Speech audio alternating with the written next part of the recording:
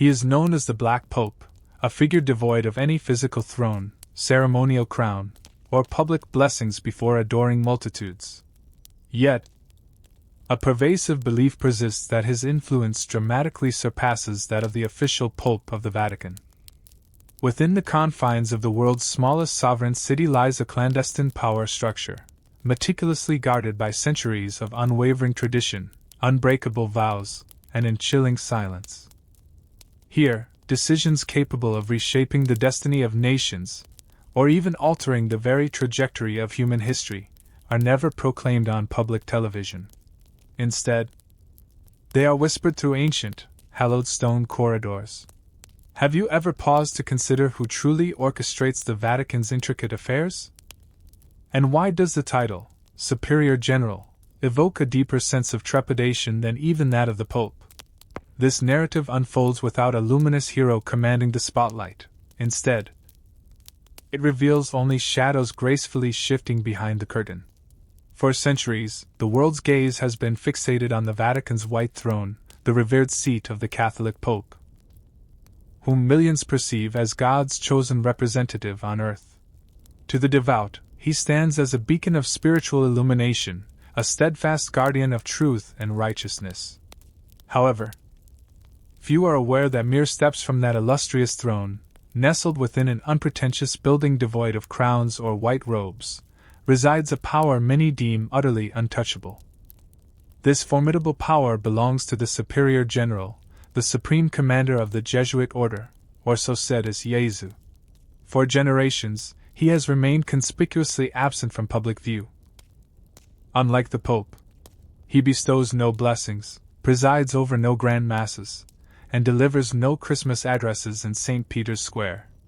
And yet, a confluence of documents, persistent rumors, and even faint historical traces from long-forgotten archives suggest he might be the true orchestrator, subtly pulling the strings of power within the Vatican.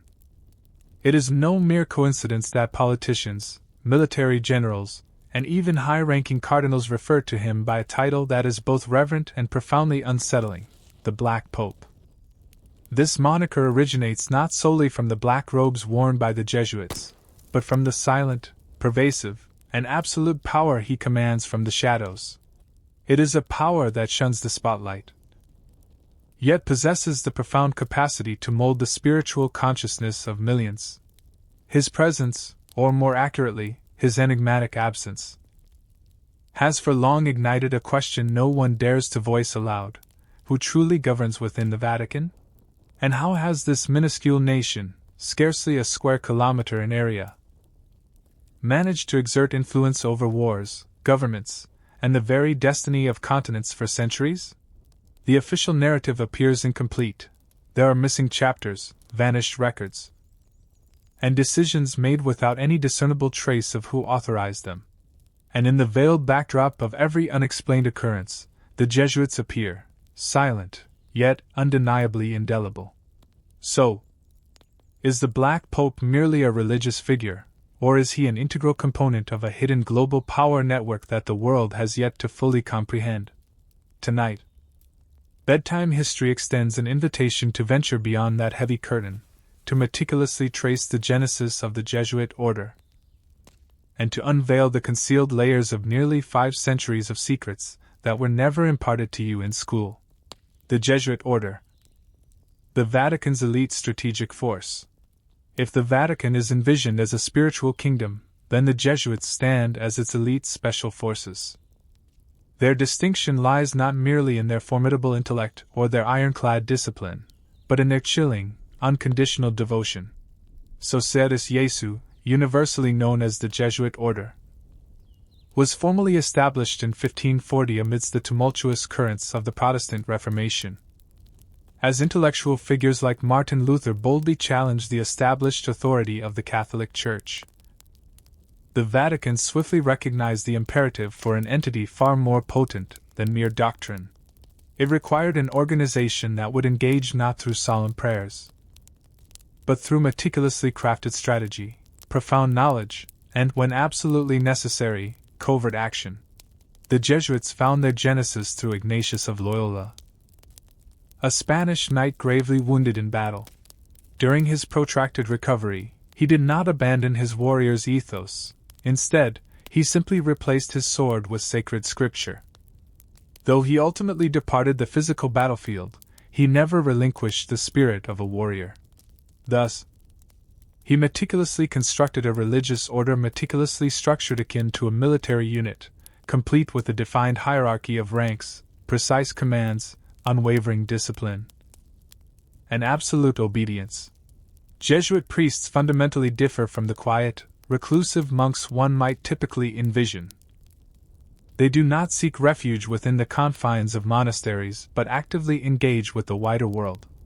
They immerse themselves in the study of diverse languages, attain mastery in scientific disciplines, serve as trusted advisors to monarchs, and meticulously construct extensive educational networks spanning from the heart of Europe to the distant reaches of Asia. They are, in essence, formidable warriors on the intellectual battlefield, master persuaders, tireless missionaries, and brilliant strategists. They penetrate foreign empires not with overt weaponry, but with something infinitely more potent: their profound intellect and unyielding dedication. The Jesuits rapidly ascended to become the strategic intellectual core of the Catholic Church. They founded hundreds of prestigious elite schools across the globe, providing education not exclusively to the faithful, but also to the influential elite. A significant number of their students would later ascend to positions as prominent politicians, military generals, and, on occasion, even adversaries. Beneath their unassuming black robes resided minds honed to a razor-sharp edge.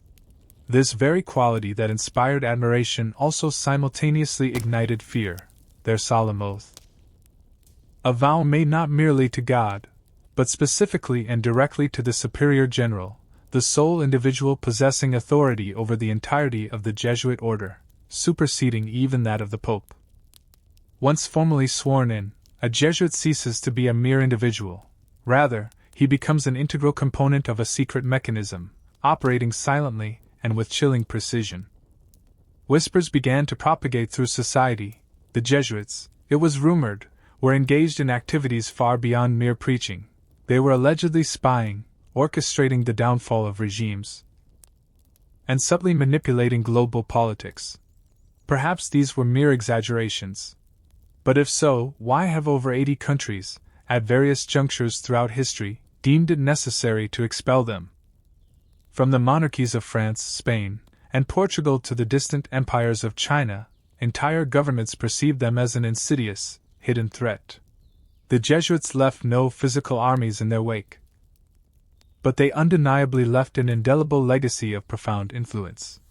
They did not conquer territories, but they successfully captivated hearts and minds.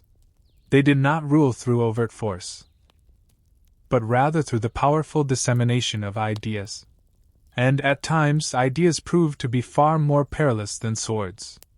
At the very nexus of this intricate system stands the superior general, meticulously expanding his network, meticulously training new soldiers, and commanding an empire that exists without a definitive map or explicit borders, yet maintains a pervasive presence everywhere.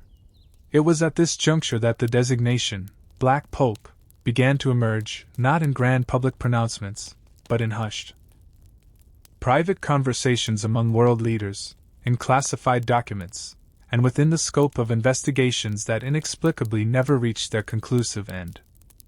In the majority of religious organizations, the paramount leader functions primarily as a symbolic figure, not the primary architect of strategic decisions. However, within the hierarchical structure of the Jesuit order, the superior general transcends the role of mere symbolism. He wields genuine power, meticulously designed to function as the central command of a globally operating system. This is precisely why he is referred to as the Black Pope. Not because he stands in opposition to the White Pope, but because he operates within a parallel realm of power, one that remains hidden, unmonitored, and virtually untouchable. The title, Superior General, is not a contemporary fabrication born from modern conspiracy theories.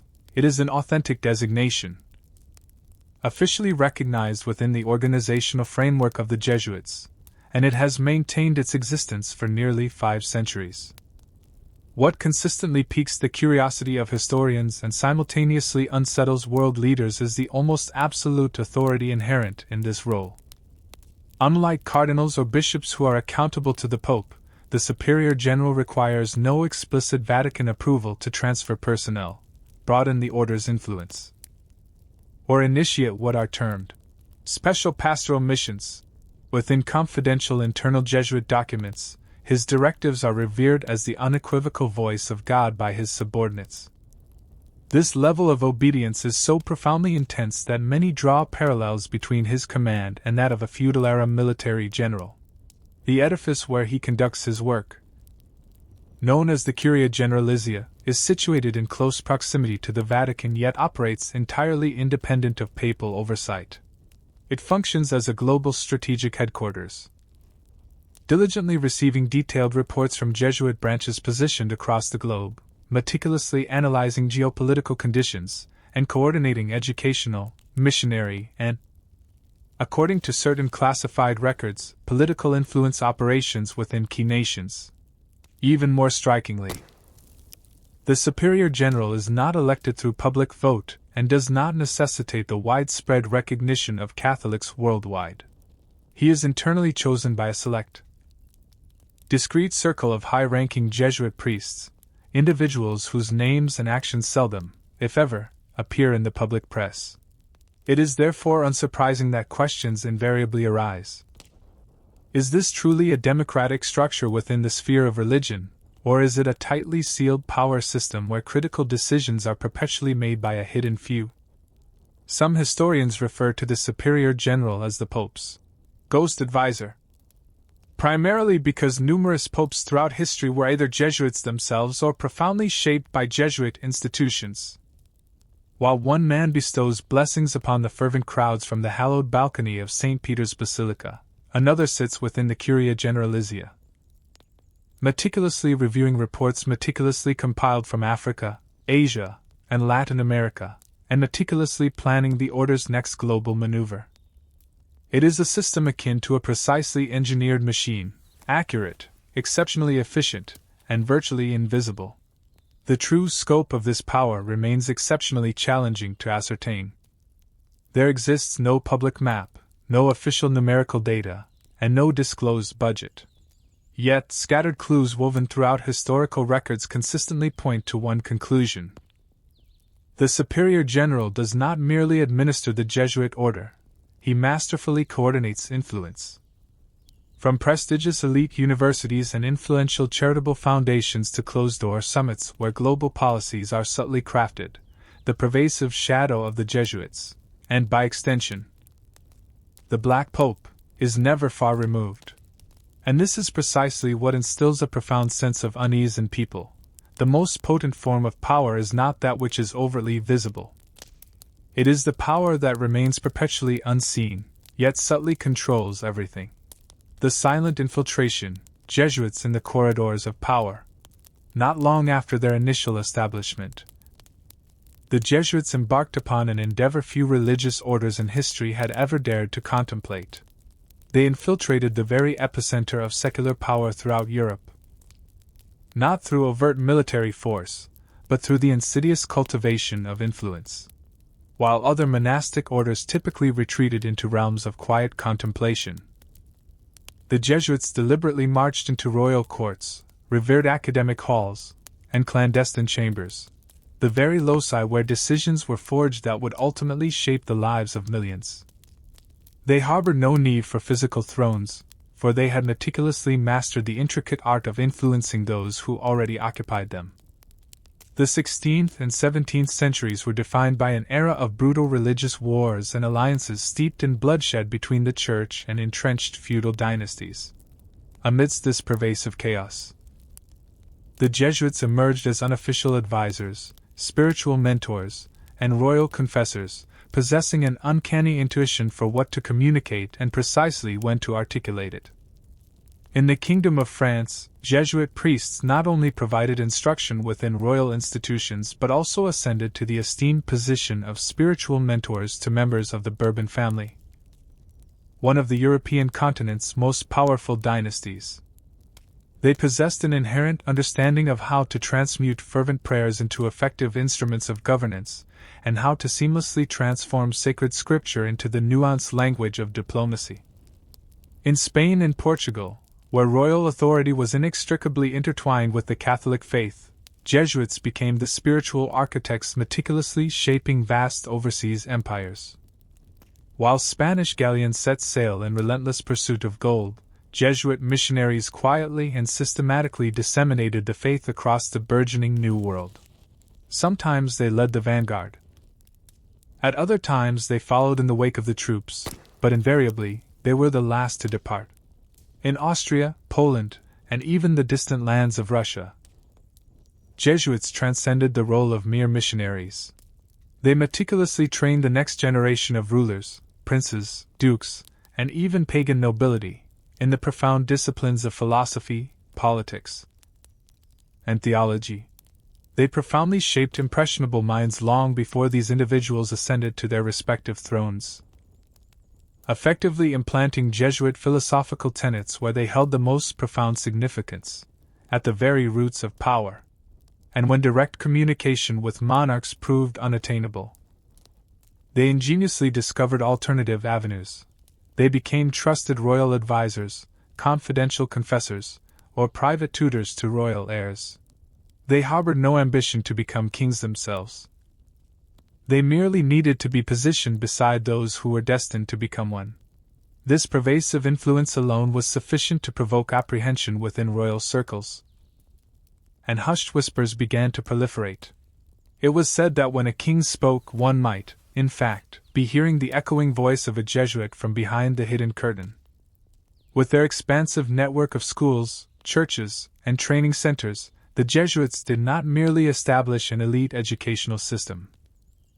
They meticulously cultivated an entire generation of intellectual thinkers profoundly loyal to their specific worldview. Children nurtured under Jesuit guidance matured into influential bishops, formidable generals, and powerful ministers, men who entered the world of power already imbued with ideas carefully planted long ago. This ascendance was not a random occurrence, it was a deliberate, step-by-step process, for the Jesuits intuitively understood that if one desired to fundamentally alter the world, one must begin at the very source of ideas. And ideas, when strategically implanted at the opportune moment, travel infinitely farther than any enacted law or deployed army. Over the passage of time, this quiet, pervasive presence evolved into a persistent irritant for numerous governments. Some monarchs outright banned them, some courts summarily expelled them. Yet, with an almost supernatural resilience, they invariably returned, for the intellectual seeds they had sown within the fertile minds of youth had already taken firm root.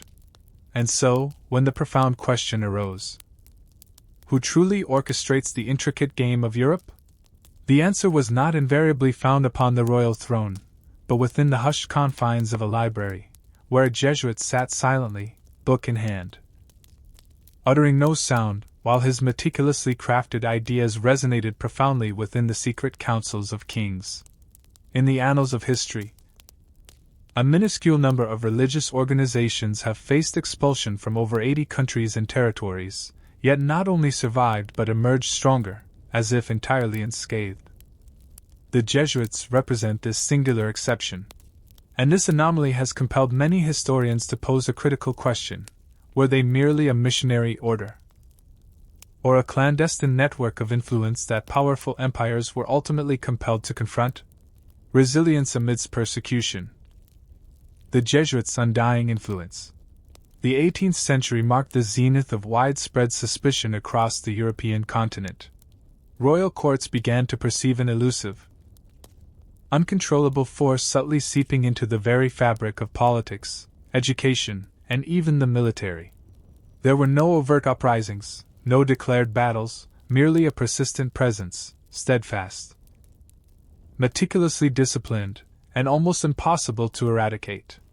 In 1759, King Joseph I of Portugal, acting under the shrewd counsel of the formidable Prime Minister Sebastião de Pombal, issued a decree mandating the expulsion of all Jesuit priests. This drastic measure was enacted not due to any alleged heresy or overt religious conflict, but because the Jesuits had become excessively adept at shaping education, and through it, the impressionable minds of the young nobility. Those who received their education under Jesuit tutelage no longer offered unquestioning allegiance to the crown. They began to challenge authority, to think with independent discernment, and, on occasion, to prioritize their faith above the monarch's law. By 1764, it was France's turn to act. Under the reign of King Louis XV, the Jesuits faced accusations of operating beyond the established boundaries of religious doctrine and were systematically ousted from every governmental position. Their schools were summarily closed, and their assets were seized. Strangely, no clear, specific crime was ever officially articulated. The stated reasons remained conspicuously vague, as if the monarchy harbored a deep-seated fear of something it could not explicitly name, yet profoundly understood to be undeniably real. Spain, Naples, Parma, and eventually even the Vatican itself followed suit. In 1773, succumbing to immense pressure exerted by European powers, Pope Clement XIV reluctantly issued the decree Dominus Ac Redemptor, officially dissolving the Society of Jesus worldwide. This was intended to be the definitive end, but it marked the commencement of an even stranger chapter. There were no widespread rebellions, no overt acts of violence, no discernible retaliation from the Jesuits. The Jesuits simply vanished, as if they had presciently anticipated this outcome. In numerous countries, they offered no resistance. They merely altered their attire, moved clandestinely underground, and continued their teaching, writing, and training of new generations under various pseudonyms. Their extensive libraries, brimming with invaluable strategic knowledge, were not consigned to flames. Some were discreetly concealed by noble families who understood that while the Jesuits themselves might be proscribed, the profound ideas they had cultivated would inevitably outlast any royal decree. Then, less than 4 decades later, in 1814, the Jesuits were fully reinstated by Pope Pius VII. This restoration occurred not because their past transgressions had been pardoned, but because the Vatican recognized the crucial, undeniable truth, in an era characterized by surging secularism and potent anti-clerical movements. No other entity could more effectively safeguard the faith than the Jesuits. The fundamental question arises: how could an organization universally condemned across Europe not only survive but return with even greater strength? Was there a hidden force providing them with protection? Or had they meticulously constructed a system so profoundly ingrained within the intellectual class, the ruling elite, and intricate international networks that it became fundamentally immune to superficial political machinations? Their mass expulsion did not diminish them. It merely rendered them more elusive and difficult to trace. No longer bound to fixed monasteries, they became exceptionally mobile, profoundly adaptable, and perpetually prepared for any political paradigm shift. They became an empire without borders, defined solely by unwavering loyalty and unparalleled intellect. And at the apex of this unseen empire, the Black Pope continued to issue commands in an impenetrable silence. Unfettered by Vatican strictures and unaffected by national boundaries, he remains the sole leader in Catholic history to command a global network that, despite being officially banned, was never truly broken. Hidden currents, Jesuits, Freemasonry, and the Inquisition. There is an inherent peculiarity in the tapestry of history. The most enigmatic forces rarely engage in overt clashes in the public sphere.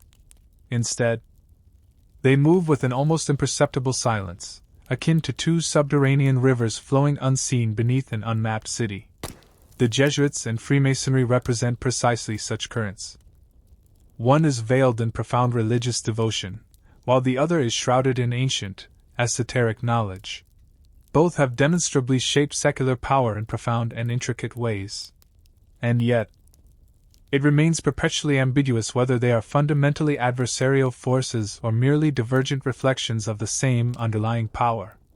On a superficial level, The Vatican has historically condemned Freemasonry, labeling it as heretical, atheistic, and inherently morally relativistic.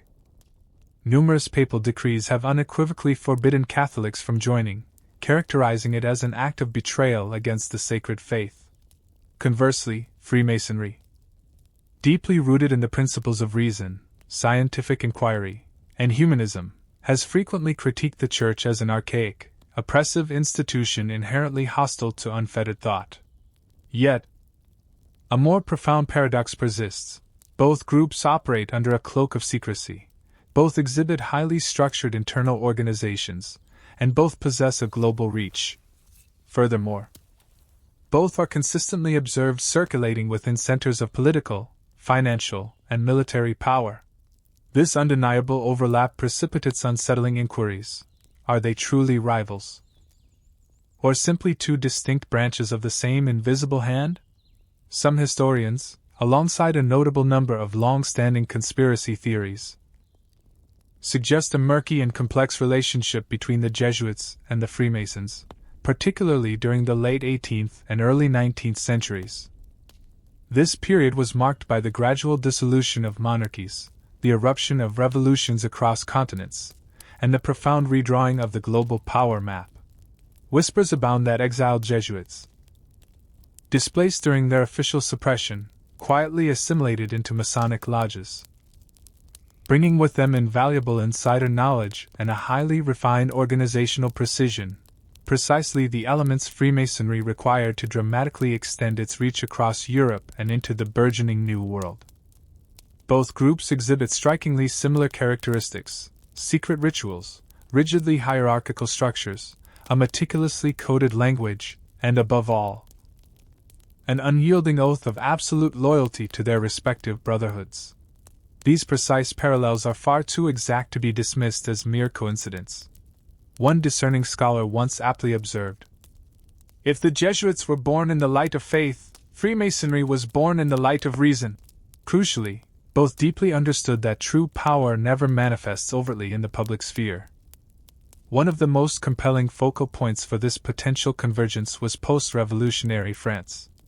As churches were systematically razed and the clergy either fled or capitulated, the Jesuits subtly re-emerged within influential intellectual circles, many of which were profoundly shaped by Masonic ideology. Indirect evidence suggests that Jesuit priests may have functioned as advisors within certain clandestine societies linked to Freemasonry, particularly in initiatives related to educational and social reform. While never publicly acknowledged, the congruence in personnel and philosophical tenets within these nebulous, gray zones has consistently perplexed historians. No official documentation explicitly confirms any formal alliance.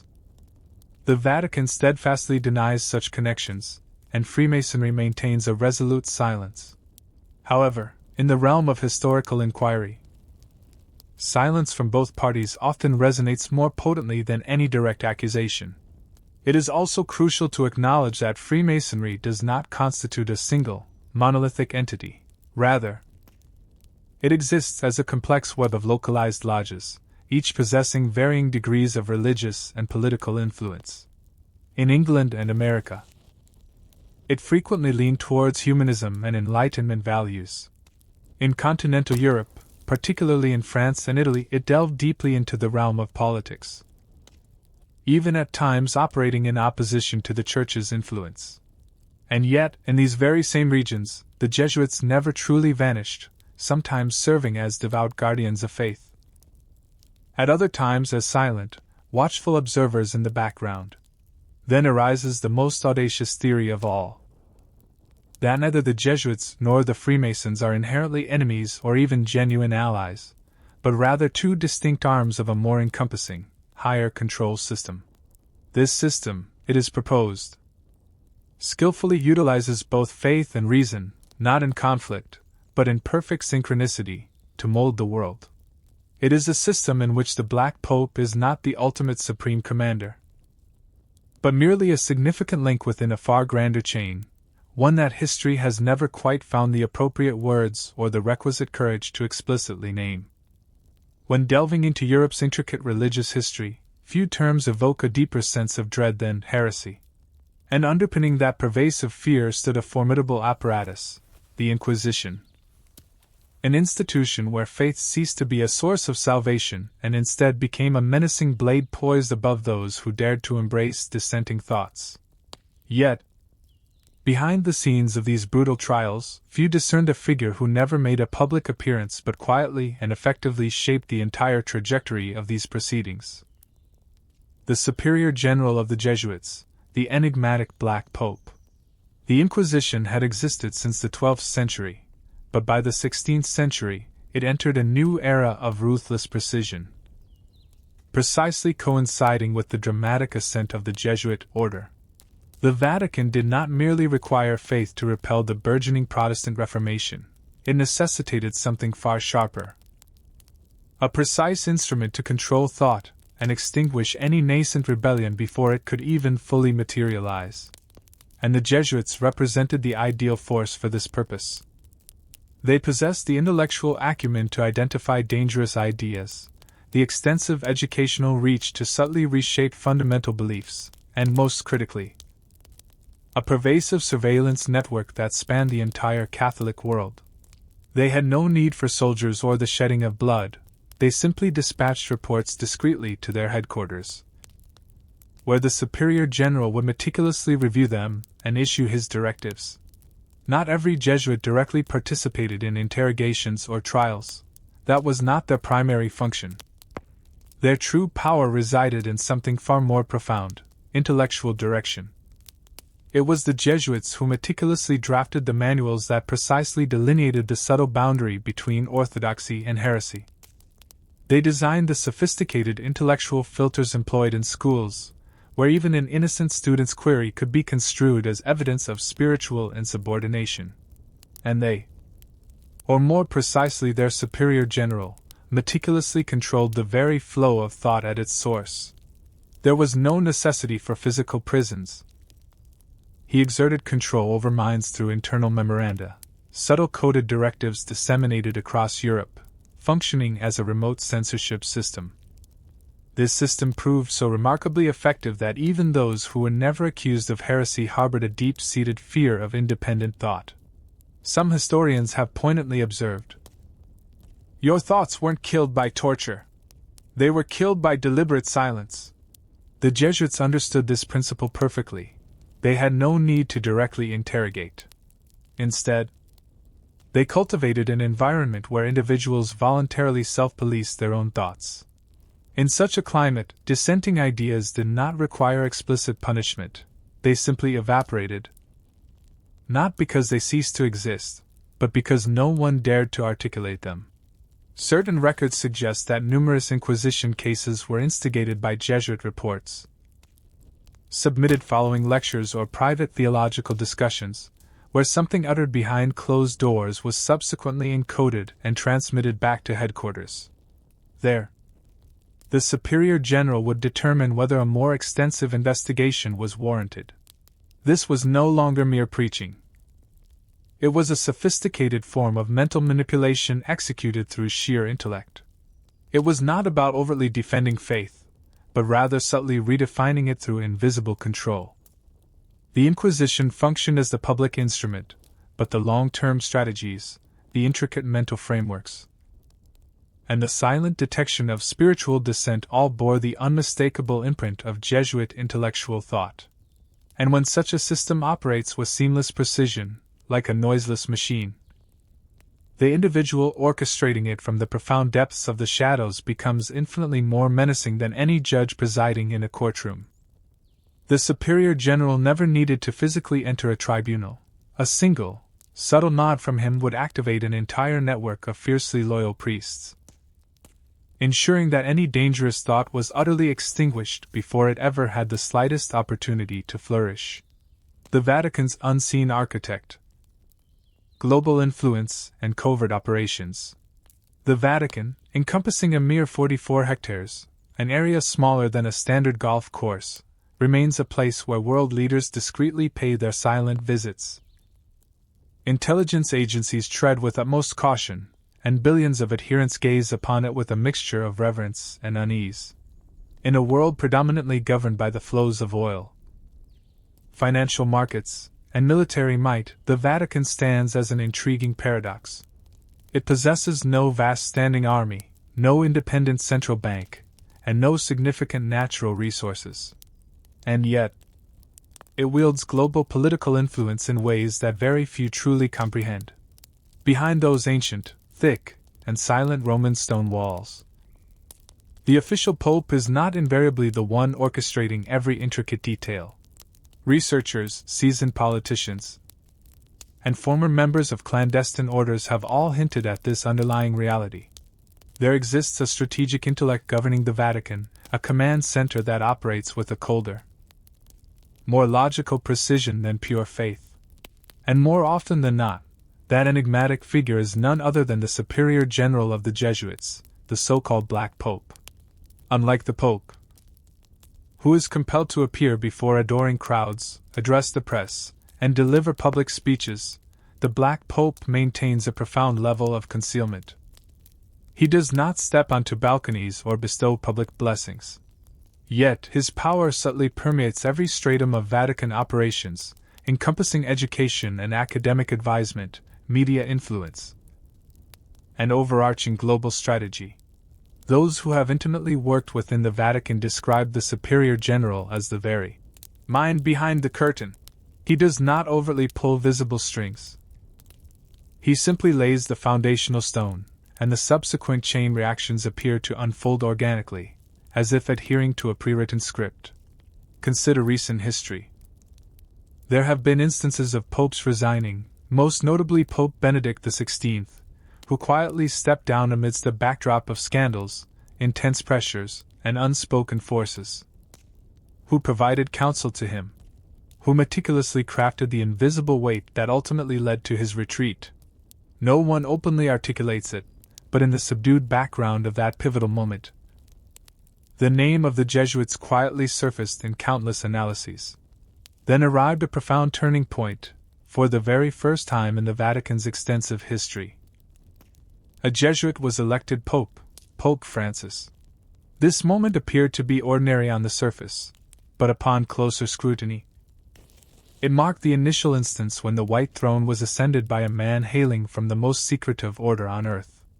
Was it a mere coincidence, or the culminating act of a protracted, silent campaign of influence? A moment when the Jesuits ceased merely whispering from the wings and instead stepped directly onto the center stage. When the script is authored by the director, it is hardly surprising when the lead actor begins to strikingly resemble him. The superior general remains unseen, yet his cadre of loyal individuals, his pervasive philosophy, and his meticulously cultivated network now occupy some of the most exalted positions within the Church. This encompasses young cardinals educated within Jesuit institutions, academic councils, legal advisors, and media strategists. So, when the Pope delivers his message from the hallowed balcony, as the world listens intently in 50 languages, who meticulously crafted that initial draft? This question may never receive a public answer. However, the more one observes the Vatican's disciplined, secretive, and nearly perfectly efficient operational methodology, the more one begins to realize that the resplendent light emanating from the white throne may originate from a source far darker, deeper, and infinitely more silent. Not all power necessitates visibility to exist. The most perilous kind is that which never reveals its true countenance. And within the hallowed halls of the Vatican, where faith and strategy converse in ancient tongues, the true orchestrator of events is never the one captured by the camera's lens. The Jesuits operate in over 110 countries.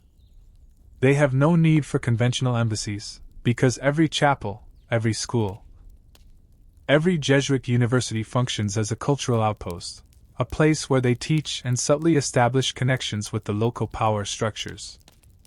From South American presidents to Asian prime ministers, a multitude of world leaders have received their formative education within Jesuit systems. And whether by deliberate design or fortuitous circumstance, they frequently carry with them the philosophy, the rigorous discipline, and the profound loyalty to the order that fundamentally shaped them. In the intricate landscape of modern politics, ideological allegiance often proves more enduring than formal military alliances. A singular policy, a particular worldview, a quiet conviction, if instilled during childhood, can persist far longer than any treaty. The Jesuits possess an intimate understanding of this truth. They do not merely teach individuals how to read, they meticulously train the very individuals who will ultimately dictate the rules. The Vatican possesses no network of satellites, yet information flows to it ceaselessly. The Jesuits maintain no public intelligence agency. Yet, within every classroom, every charitable organization, and every chapel, there are individuals who instinctively know when to listen, when to observe, and, more significantly, to whom they must report. They have no need to transgress laws. They merely need to be present in the opportune room with the influential individual. And thus, in those hushed, confidential meetings where global strategies are formulated without ostentation, the name of the superior general may never be uttered, yet his profound influence is palpable, discernible in the reports, in the underlying data, and in the cautious tone with which others choose to speak. One insightful researcher once remarked, "The Vatican is the only country that doesn't need to declare its power because every other center of power already knows what it holds." And within that silent, intricate machinery, the Black Pope is never compelled to step into the forefront. He merely ensures that every constituent link functions seamlessly, from a schoolboy in Manila to a diligent researcher in Boston to a priest in Buenos Aires, when circumstances demand it. He does not issue overt commands, he subtly shifts the very direction of thought. In a world where ballistic missiles exert less influence than readily available information, and where ideology consistently outweighs overt military force, the Vatican, with its quiet, meticulously constructed system forged by the Jesuits, has undeniably emerged as a true superpower of influence. It possesses no defined borders, yet it profoundly shapes nations from within. And this is precisely why, in the secluded back rooms of global summits, you will frequently overhear a hushed inquiry. Who is in consultation with the Vatican? And who is quietly listening from behind the curtain? Clad in black? The unspoken demise, Pope John Paul I and the Jesuit shadow. The historical narrative of the Vatican is often bathed in sacred light, yet it is simultaneously overshadowed by a quiet, pervasive darkness where death does not invariably arise from illness, and the sudden passing of a pope can plunge the entire world into an unsettling silence. On September 28, 1978, a mere 33 days after ascending to the papal throne, Pope John Paul I was discovered lifeless in his private chamber within the Vatican. There was no discernible sound, no prior warning, and no preceding indications of any serious ailment. He departed this world with a silence so profound that it immediately ignited suspicion. That profound silence subsequently ignited a storm of persistent questions that continued to resonate decades later. Pope John Paul I was no ordinary figure. He was widely recognized for his reformist vision, his profound connection to the faithful, and his unequivocal intention to purge the Vatican of its progressively intricate political and financial entanglements. However, this very resolve, according to numerous theories, rendered him a formidable threat to those possessing deeply entrenched power. Among these speculated entities, some suggested, was a radical conservative faction nestled within the Jesuit order. Merely days prior to his untimely demise, John Paul I was reportedly on the verge of implementing a comprehensive restructuring of the Vatican's financial apparatus, with a particular focus on the Vatican Bank, which had long been plagued by rumors of involvement in money laundering, pervasive fraud, and illicit ties to the Italian mafia.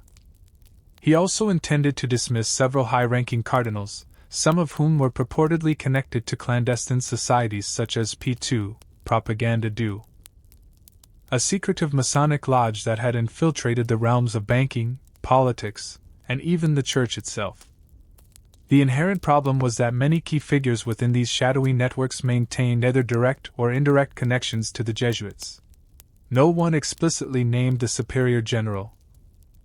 Yet independent investigations conducted by journalists, historians, and even former intelligence agents consistently pointed in the same direction: an unseen hand operating within the Vatican, coordinating everything without ever appearing on camera.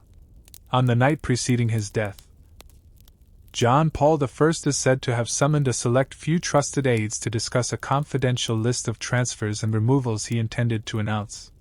That list has never been publicly disclosed. By the following morning, he was discovered lifeless, a book resting open on his chest, his spectacles still perched upon his face. The official cause of death was attributed to a heart attack. There was no autopsy performed, no independent investigation conducted, and no detailed medical report issued. The entire matter was discreetly closed as God's will. However, for those intimately familiar with the Vatican's intricate internal mechanisms, that silence resonated far more loudly than any solemn funeral bell. Years later, seminal works such as In God's Name by David Yallop and The Vatican Connection by Richard Hammer attempted to peel back the layers of secrecy. Although unable to present definitive legal proof, both authors concurred on one crucial point: powerful forces operating in the shadows, unlisted on any official roster, had determined that John Paul I could not be permitted to continue. And among the primary suspects, the Jesuits, with their extensive global network, unwavering iron discipline, and subtle capacity to influence internal church dynamics, were consistently mentioned. There were no direct accusations, yet no one definitively ruled them out. Thus, the perplexing question persists: could someone wield sufficient power to orchestrate the downfall of a pope? And if so, would he need to act in isolation, or merely initiate a single command and allow the silent, intricate machine to execute the remainder? In the pervasive shadows of the Vatican, truth never overly basks in the light. It is merely glimpsed in missing files, vanishing traces, and profound questions that no one dares to articulate aloud. The unbreakable vow. Absolute obedience in the Jesuit order. In any organizational structure, an oath serves as the fundamental bedrock. It is the intricate thread that inextricably binds an individual to the overarching mission, to the profound cause, to something far transcending life itself. However, within the distinctive framework of the Jesuit order, the oath is not merely a ceremonial ritual, it constitutes a comprehensive contract. A profound transformation of the individual into an instrument of absolute and unquestioning obedience. The Jesuits are widely recognized for possessing one of the most rigorous and demanding training processes within the entirety of the Catholic world. Becoming a Jesuit is not simply a matter of engaging in theological study or observing religious rites. It is a multi-year odyssey, a demanding series of trials that encompass physical, intellectual, and spiritual dimensions. Yet, at the very culmination of this arduous journey, there occurs one singular ceremony, the final oath. And it is this very oath that renders the Jesuits utterly distinct from any other religious order. In this sacred and solemn vow, a Jesuit pledges absolute loyalty, not merely to the Pope, but with uncompromising specificity, to the superior general of the Jesuits. This loyalty is not symbolic in nature, but literal and unyielding in its most uncompromising form. Direct commands from the superior general are to be regarded as the unequivocal voice of God. Personal opinions, individual emotions, and even nascent doubt must be meticulously eradicated to attain the mental state of being fully prepared for any mission, anywhere, at any given moment. There exists a passage, long subjected to intense scholarly debate yet frequently cited, from the higher level oath of the Jesuits. I commit that I will have no will but that of the order. That I will go wherever commanded, do whatever is required, even if it means entering cursed lands, infiltrating the enemy, or destroying the Church's enemies by any means necessary. While the Vatican has never officially confirmed the authenticity of this dramatic text, internal training documents offer compelling indirect clues. These manuals meticulously outline methods for dissolving personal will and for perceiving the world not through one's own subjective lens, but through the singular perspective of the order. One fundamental principle is reiterated incessantly, perind ac cadaver, as a corpse, signifying the imperative to obey superiors with the unresisting inertness of a lifeless body before another's will.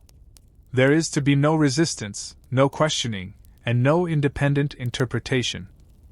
It is this precise mindset that enables the Jesuits to function with seamless global coordination across diverse cultures, languages, and governmental structures. A Jesuit operating in the Congo can act in perfect ideological harmony with a Jesuit in Canada because both have been fundamentally programmed with the identical thought system. Irrevocably bound to a single master, the Black Pope. And this is not merely theoretical, intangible reality. These profound vows have translated directly into concrete action, involving entry into active war zones, undertaking undercover operations within hostile groups, or executing silent missions that have never surfaced in any official news bulletin. Some postulate that the Jesuits have no need for physical prisons to control individuals. They hold them captive through the enduring power of their oaths. These oaths are enforced not solely by doctrinal mandates, but also through a sophisticated internal surveillance system where each member is meticulously trained to self-monitor and to report any deviation from the prescribed path. Within such a meticulously structured organization, the superior general has no need for punitive measures. He merely requires a subtle glance, a hushed message, to prompt thousands of individuals across the globe to adjust themselves with the perfect, synchronized precision of intermeshing gears. This unparalleled discipline does not merely forge organizational strength, it creates an irreversible form of profound power. Each individual Jesuit becomes a loyal signal tower, continuously feeding information into a vast global network, serving one singular purpose and one ultimate commander. And throughout the sweep of history, any organization that commands such profound loyalty, irrespective of its official designation, transcends the realm of mere religion. It is a meticulously crafted system, a sophisticated strategy, a potent tool within a far grander game than any sermon could ever possibly delineate. Architects of empires. The Jesuits in the New World.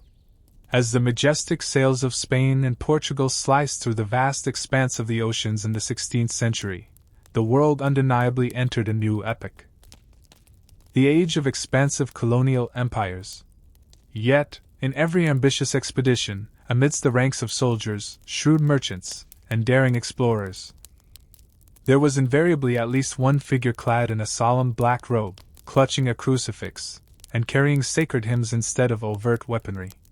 He was a Jesuit priest, entrusted with a mission no less significant than the relentless pursuit of gold, the profound conquest of souls.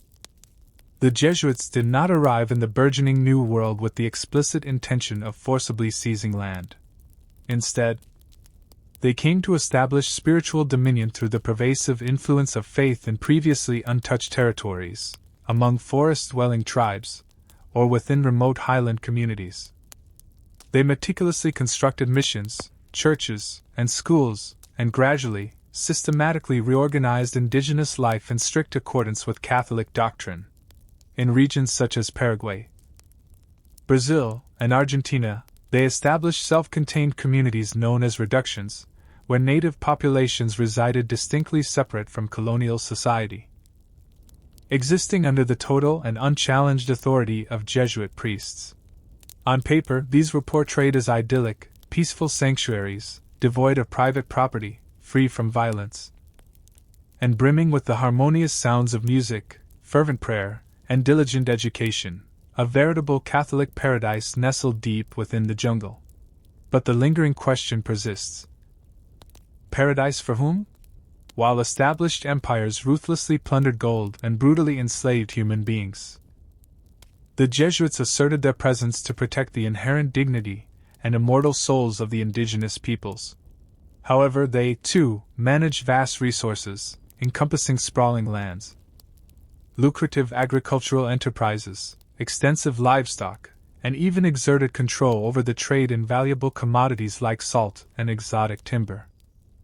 Some discerning historians depict the reductions as functioning akin to miniature theocracies, self-sufficient, meticulously governed, and structured almost like an empire existing within a larger empire.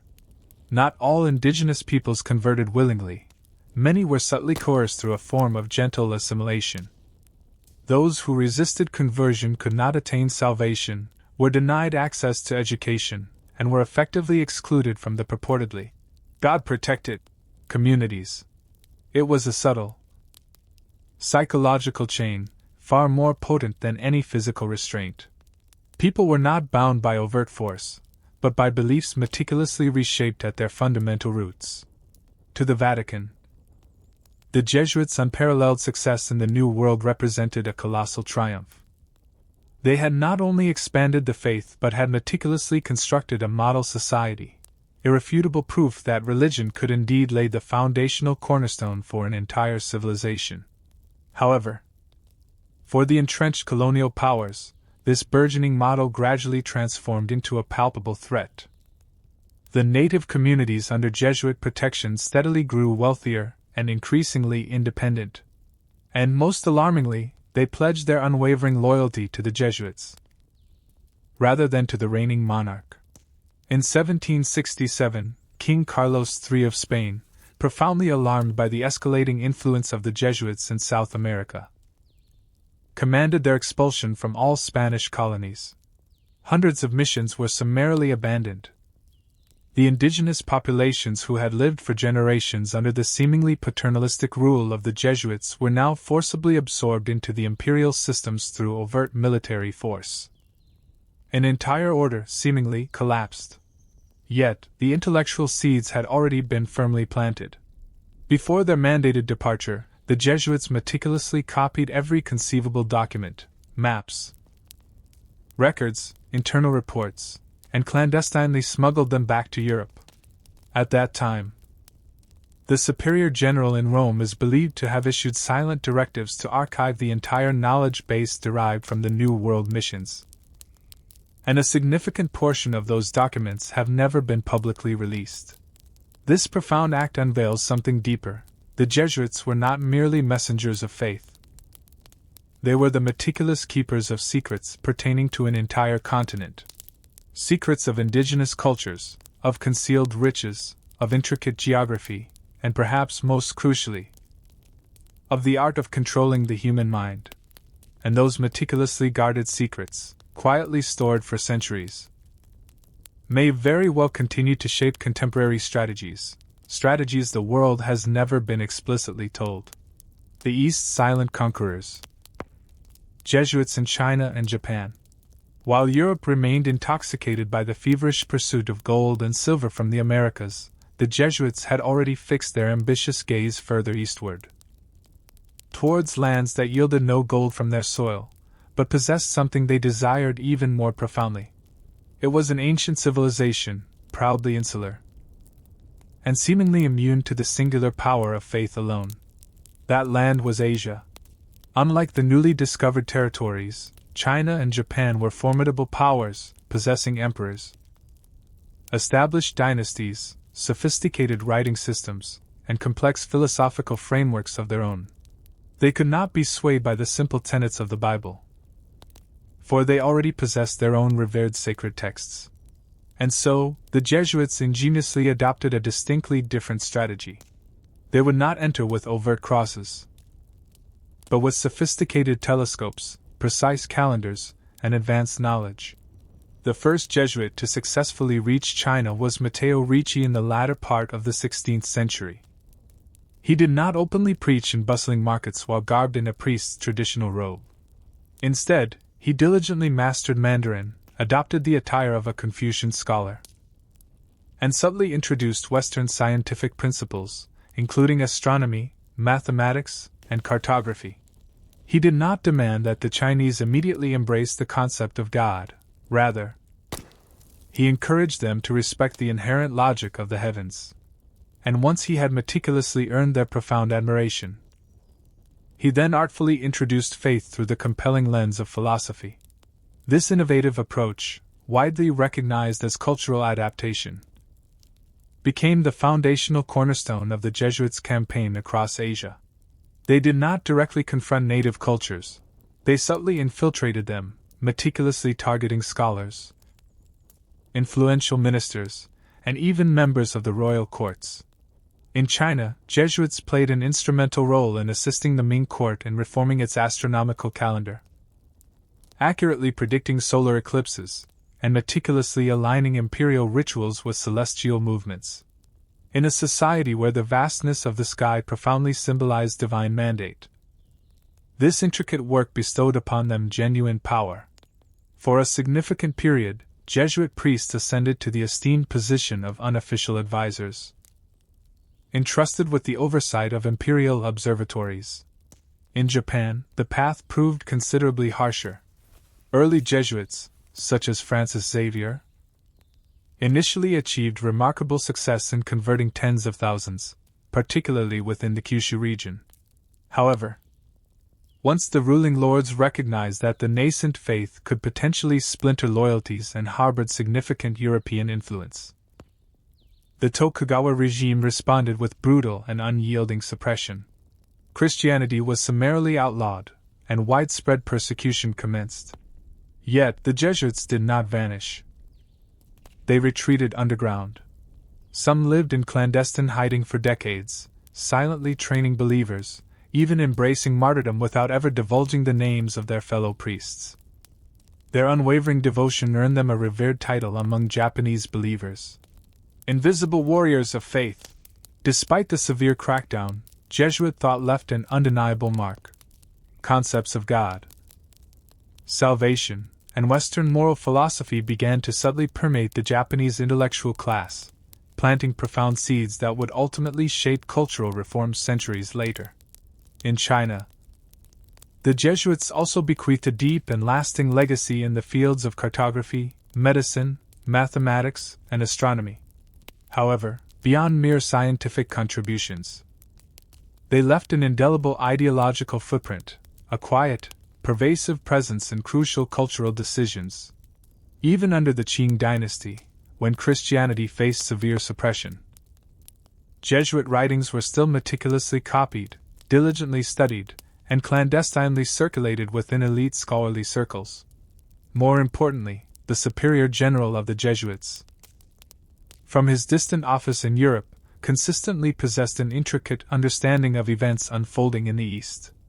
Detailed reports, precise maps, insightful political charts, and meticulous social analyses were all encoded and transmitted back to Rome.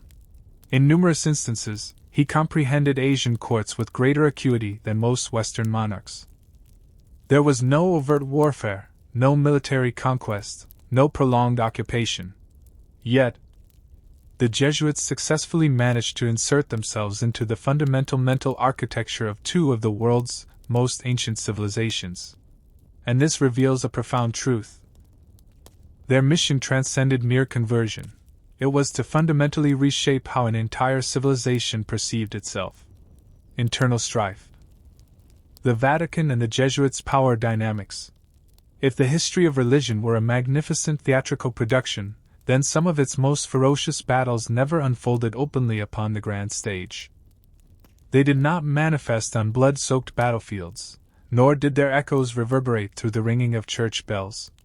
Instead, these profound confrontations took place within the austere stone corridors of the Vatican, where fervent prayers occasionally gave way to hushed memos, discreet councils, and decisions forged in silence, decisions that possessed the inherent capacity to alter the very destiny of the Church itself.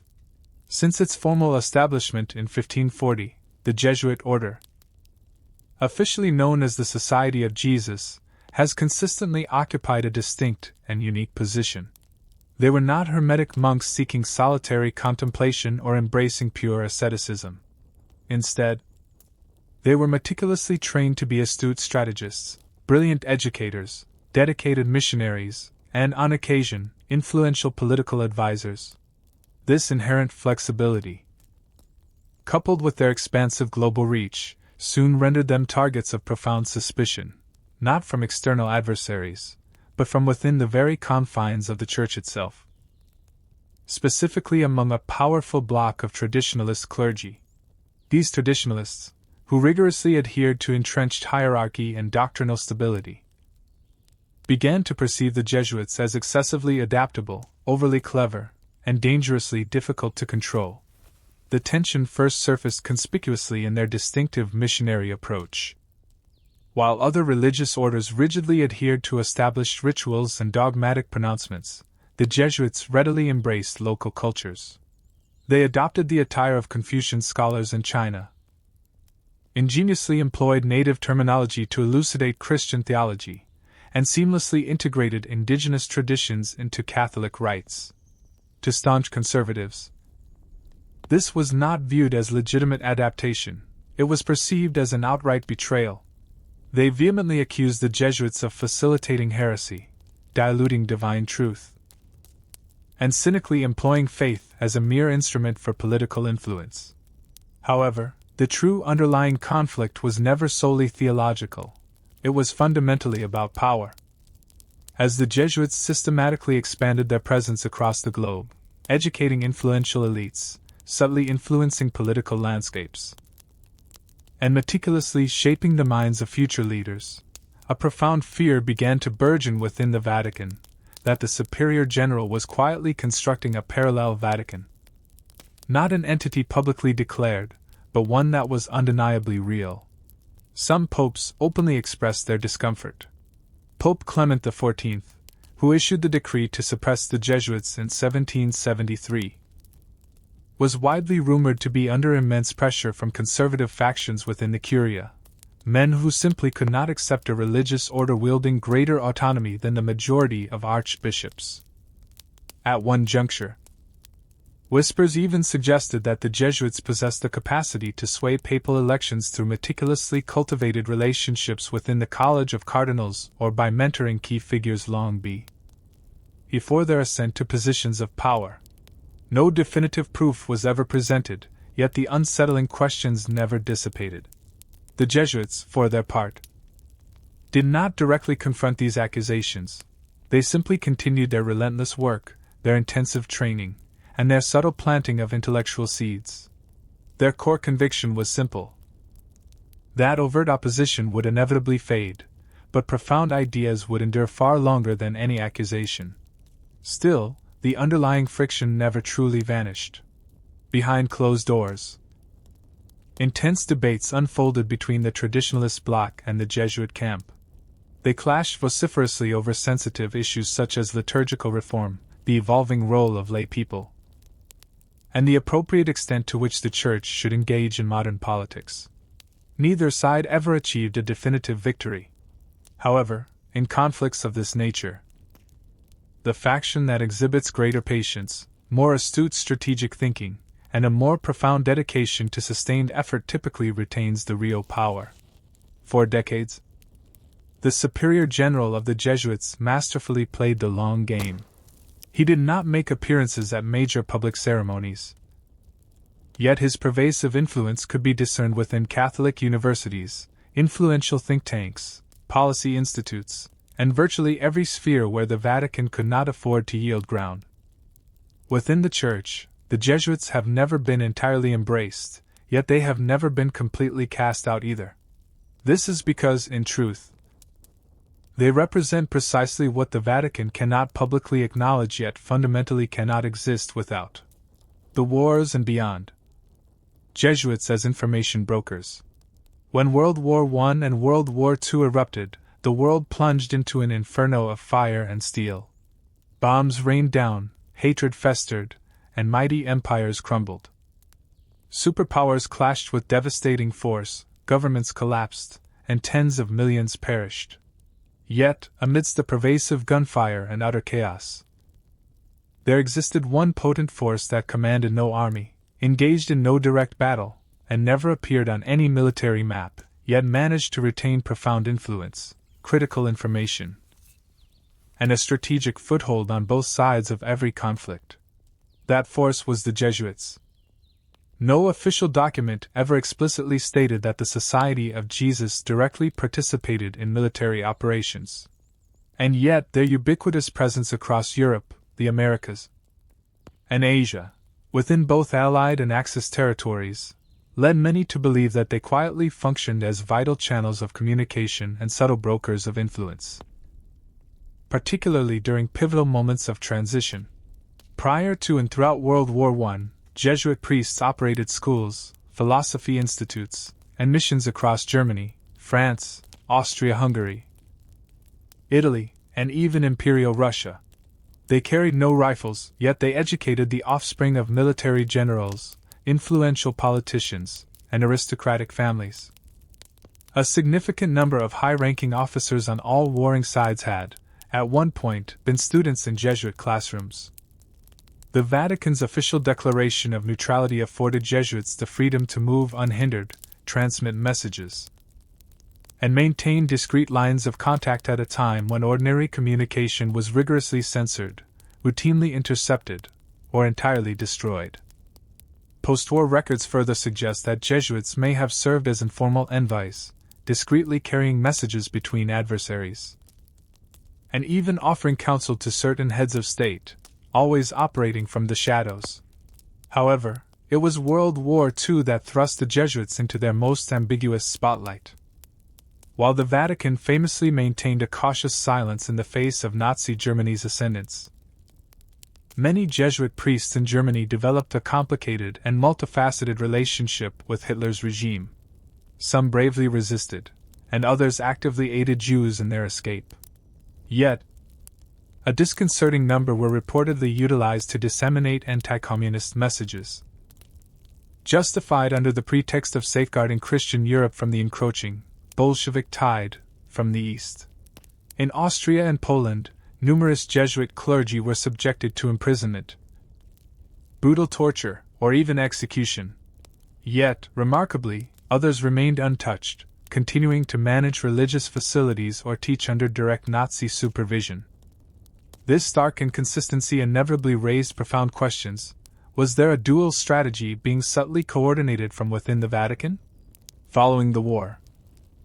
As the Cold War began its inexorable crystallization, the Jesuits re-emerged, not diminished, but strategically repositioned. Reports indicate that Jesuit networks were discreetly utilized by Allied powers, particularly in Latin America, Eastern Europe, and Asia, where the specter of communism loomed large. The post-war Superior General never made public appearances, yet he was widely believed to maintain regular contact with the CIA, Vatican intelligence, and Catholic-aligned political movements throughout Europe. The precise contents of these exchanges remain shrouded in secrecy, but the observable results speak volumes. The Jesuits not only survived the war intact, but they significantly expanded their global reach. Empires collapsed, borders were redrawn, and a new world order materialized. But the Jesuits remained unscathed, unprosecuted, and unexposed. And this leaves us with a quiet, persistent question. Were they one of the rare groups who possessed the foresight to perceive the entire geopolitical chessboard and simply strategically positioned their pieces wisely on both sides? In the blood-stained shadows of the 20th century, those who managed to survive without resorting to weapons were not merely fortunate. They were the ones who possessed the most profound understanding of power.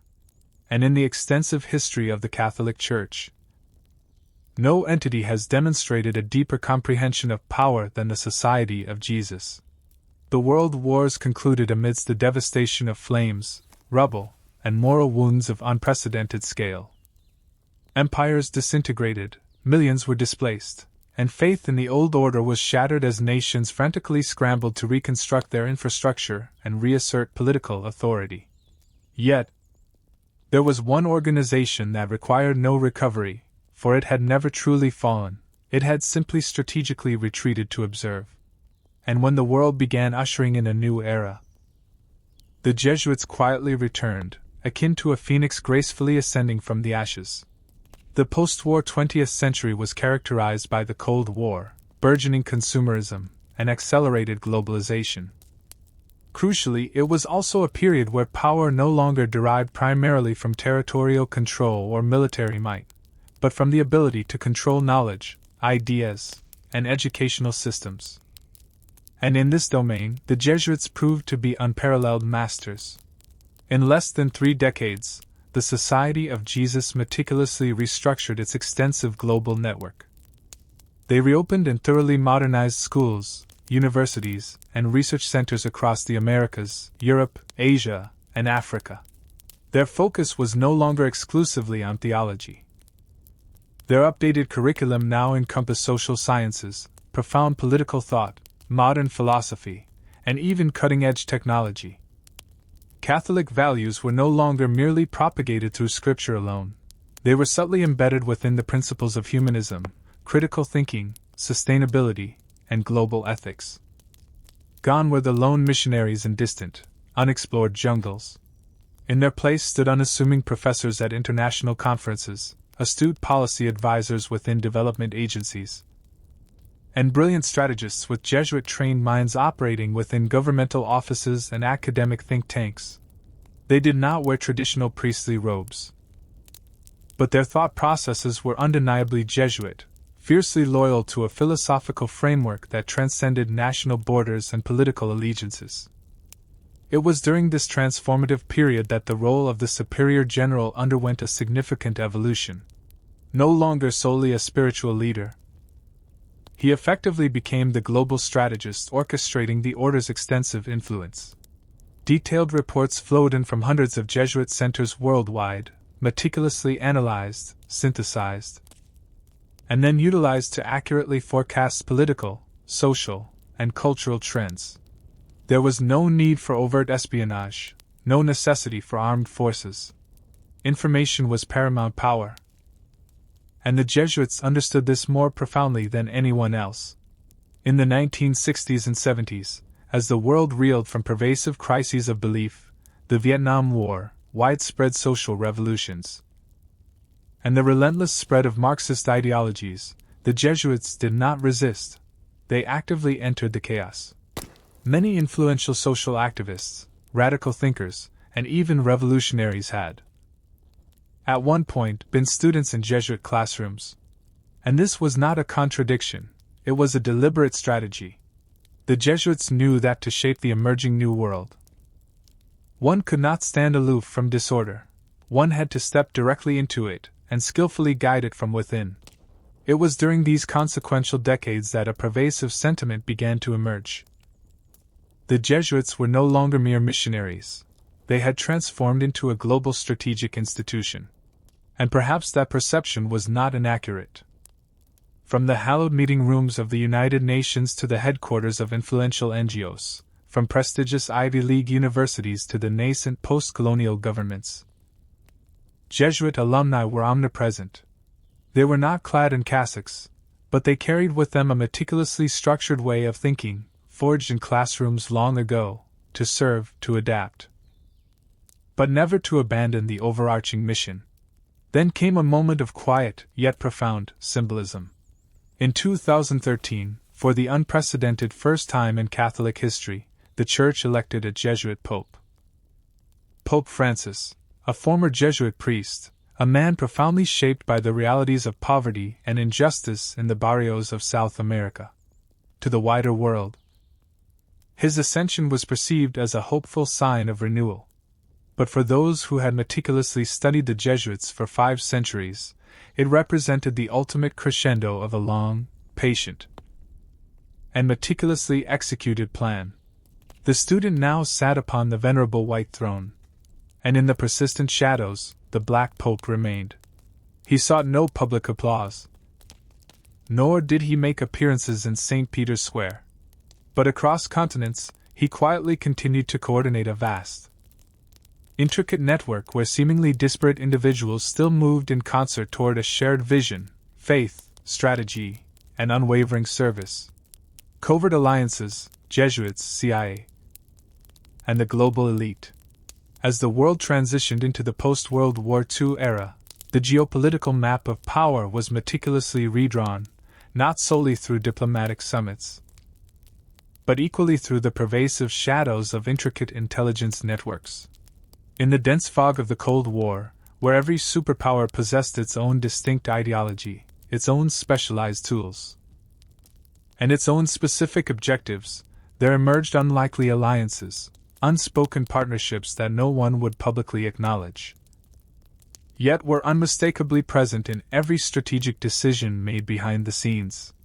Among the numerous controversial entities of the 20th century, the CIA, the Central Intelligence Agency of the United States, and the Jesuits, a Catholic religious order ostensibly sworn to faith and justice, are two names few would ever expect to find in close proximity.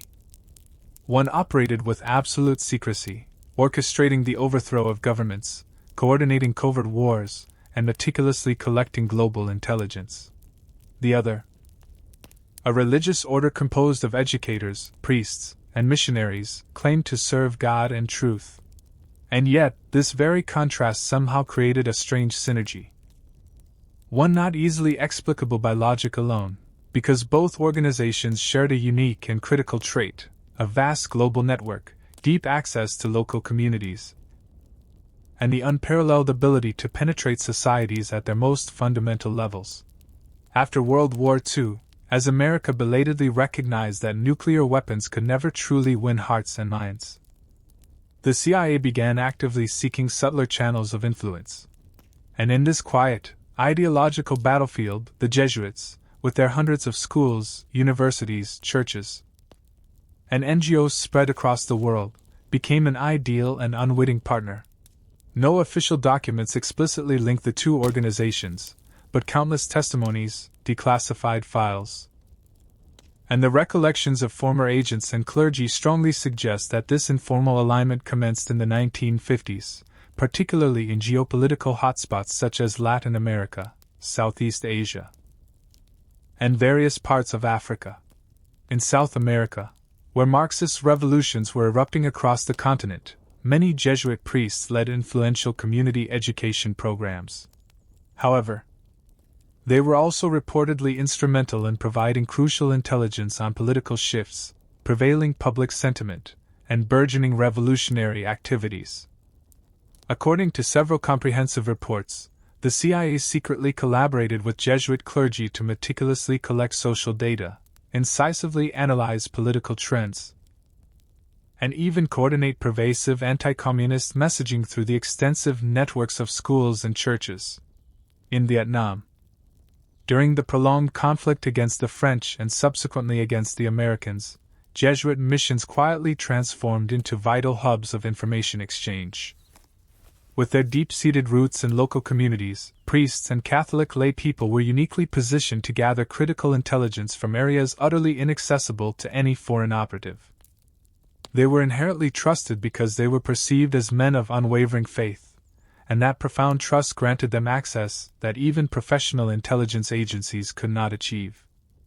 In Africa, where the Cold War rapidly devolved into a relentless race for influence between the United States and the Soviet Union, the Jesuits launched modern missions strategically focused on health, education, and vital humanitarian work. Yet, some former American operatives later conceded that Jesuit centers frequently provided more reliable and demonstrably more neutral reports than official U.S. embassies themselves. And there is another intriguing detail. Many senior CIA officials received their education in Jesuit-run institutions, most notably Georgetown University, one of the most influential Jesuit universities in the United States. Both institutions ostensibly claimed to serve the community, oppose tyranny, and staunchly defend freedom. However, the underlying interpretation of that freedom varied considerably and ran profoundly deep. So, were the CIA and the Jesuits genuinely allies? Or merely two powerful forces progressing in the same general direction for fundamentally divergent reasons? There exists no simple, definitive answer. But from a purely strategic perspective, they shared one profound and encompassing goal: the control of the human mind. One wielded the instruments of espionage, advanced technology, and raw data.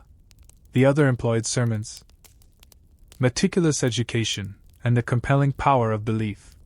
Yet, the ultimate objective remained identical: to shape the world according to a vision each believed was inherently righteous.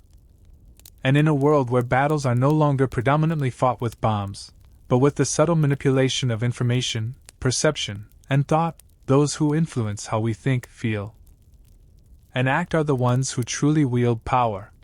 If the CIA is indisputably the master of information, then the global financial elite are the unchallenged masters of money. And in today's intricate world, there is no power more enduring or pervasive than the one that concurrently controls both minds and money. This is precisely why a question once summarily dismissed as a mere conspiracy theory is now being considered with increasing seriousness. Could the Jesuits, with their extensive global network and centuries of accrued influence, be actively aligned with, or even subtly guiding, some of the world's wealthiest families and most powerful corporations? The Jesuits have long been renowned for their exceptional intellect and acute strategic thinking. As early as the 16th century, they grasped one essential and immutable truth. A religious order cannot merely subsist on faith alone. It must possess robust financial strength, unwavering independence, and profound resilience. This is why they were among the very first religious groups to make substantial investments in land, education, and most notably, in the burgeoning field of banking. From their mission centers in Latin America to their prestigious universities in Europe and North America, the Jesuits quietly constructed a vast and exceptionally intricate web of assets. These assets were often shielded under nonprofit status, yet remained deeply interconnected with major corporations, central banks, and powerful private investment funds. Independent researchers have meticulously pointed out that numerous founders or senior advisors at influential European banks were either former Jesuit priests or received their direct training at Jesuit academies. Prominent names like Rothschild and Morgan, and even certain discreet Swiss banking institutions, have had consultants and influential thought leaders whose backgrounds are firmly rooted in Jesuit education. In the United States, institutions such as Georgetown, Fordham, and Boston College are far more than mere religious universities. They function as fertile breeding grounds for future political figures, sophisticated financial lawyers, and influential global economic advisors. Many of their prominent alumni have ascended to become hedge fund executives, central bank officials, or even finance ministers. However, the true alliance extends beyond mere educational ties. It resides in a shared underlying philosophy. Jesuits do not simply teach individuals how to achieve success. They instill in them a profound imperative to serve a greater cause, a cause that values order, stability, and a potent moral influence on society. For global elites who perpetually seek a humanitarian facade to safeguard their vast wealth and preempt public backlash, Jesuit ideology offers the perfect, silent partnership. This is precisely why, in numerous countries, large-scale development projects funded by major banks are frequently overseen or advised by Jesuit-run institutions or their charitable arms. This intricate cooperation creates a novel form of soft power, where finance and faith seamlessly operate under the benevolent banner of goodwill. On one hand, there are global charities diligently building schools, feeding the impoverished, and delivering vital aid. But behind them often lie banking entities accused of pervasive market manipulation, extensive money laundering, or even the destabilization of developing economies. So, who precisely connects these two seemingly disparate worlds? Often, the answer lies with former Jesuit priests or individuals profoundly shaped by Jesuit systems of ideological training. The Superior General, frequently referred to as the Black Pope, has never made a public appearance at a global financial summit. Yet, through influential think tanks, advisory boards, and the Jesuits' tightly interwoven international network, he likely possesses an intimate understanding of where the money flows, who exerts influence, and precisely where to strategically place influence for maximum social effect.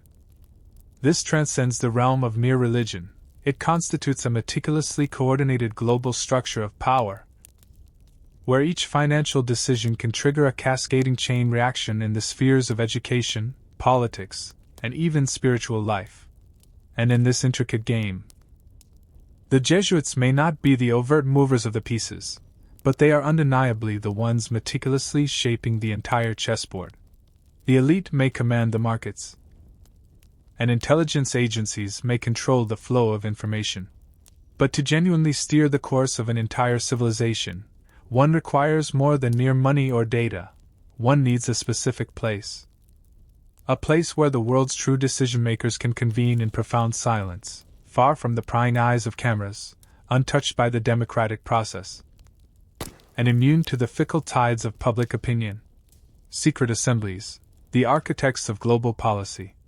They are referred to as secret conferences, a phenomenon not uncommon in modern history. Major global events, ranging from devastating financial crashes to pivotal presidential elections, from sudden regime collapses to abrupt shifts in national foreign policy, have frequently followed private meetings for which no official records exist, and no public statements are ever issued. And yet someone invariably possesses knowledge of these proceedings, and certain enigmatic figures are consistently observed returning time and again. The Jesuits, often among those whispered about with suspicion, leave no public trace.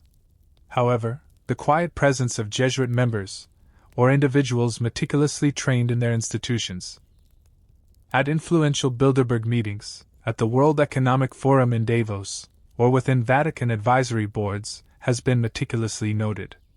They do not wear clerical collars, nor do they claim to represent a specific religion, yet they embody a distinct way of thinking, a precise method of action, and most crucially, a profound loyalty, not to nations or political parties, but to a deeper, more ancient order.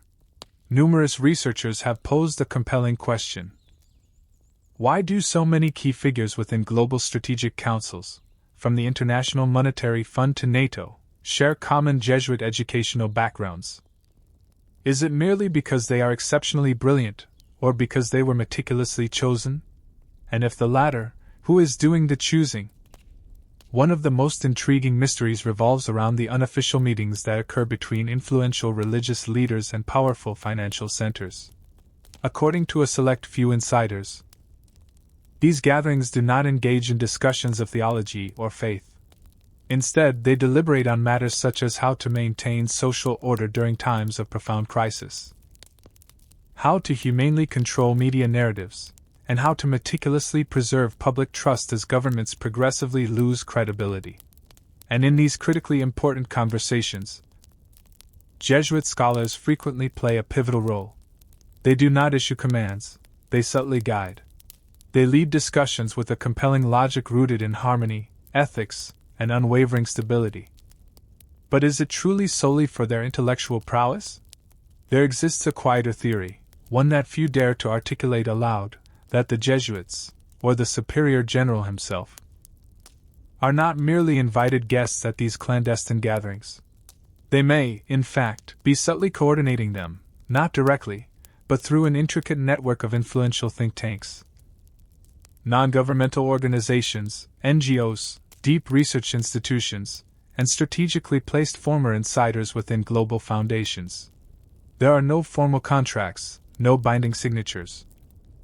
Yet everything moves with a choreographed precision. Some of these meetings take place within ancient monasteries nestled in Switzerland. Others are held at quiet universities in Austria, France, or Italy, where guests are informed only of the general theme, while the true facilitator remains perpetually unseen. And following each meeting, no public announcements ensue. Yet the world somehow appears to subtly shift. Who consistently occupies the shadows? Who remains perpetually silent while the world outside clamors with shouts? Who never articulates a word, yet is profoundly heard by all? If you have ever encountered the phrase, "Silence isn't ignorance, it's decision-making," then you may begin to grasp why the Jesuits never require the spotlight to profoundly influence even the brightest and most prominent places. Distorting truth. Jesuits and media manipulation. When a narrative becomes excessively vast, profoundly deep, and unsettlingly real, the most effective method to deter public belief is to transform it into a mere form of entertainment. It is a simple yet incredibly potent strategy, one that modern media and the film industry have meticulously perfected over several decades. And when the subject matter involves enigmatic power structures such as the Jesuits, the Black Pope, or the shadowy networks operating behind the Vatican, Hollywood and global mainstream media have never been passive bystanders. Reflect for a moment. How frequently have you encountered hooded monks clad in black robes, silently wandering ancient monasteries, whispering Latin prayers, participating in arcane secret rituals, or even orchestrating assassinations, battling over sacred relics, and meticulously pulling strings behind intricate religious power struggles? From the widely popular Da Vinci Code to Angels and Demons, from Vatican Secrets documentaries to fictional dramas hinting at a sinister church, the Jesuits and Catholic secret orders have become recurring motifs, deeply ingrained within popular culture. Yet here lies the profound paradox. The more they appear on screen, the more the genuine, real-life questions surrounding them are summarily dismissed as mere fantasy.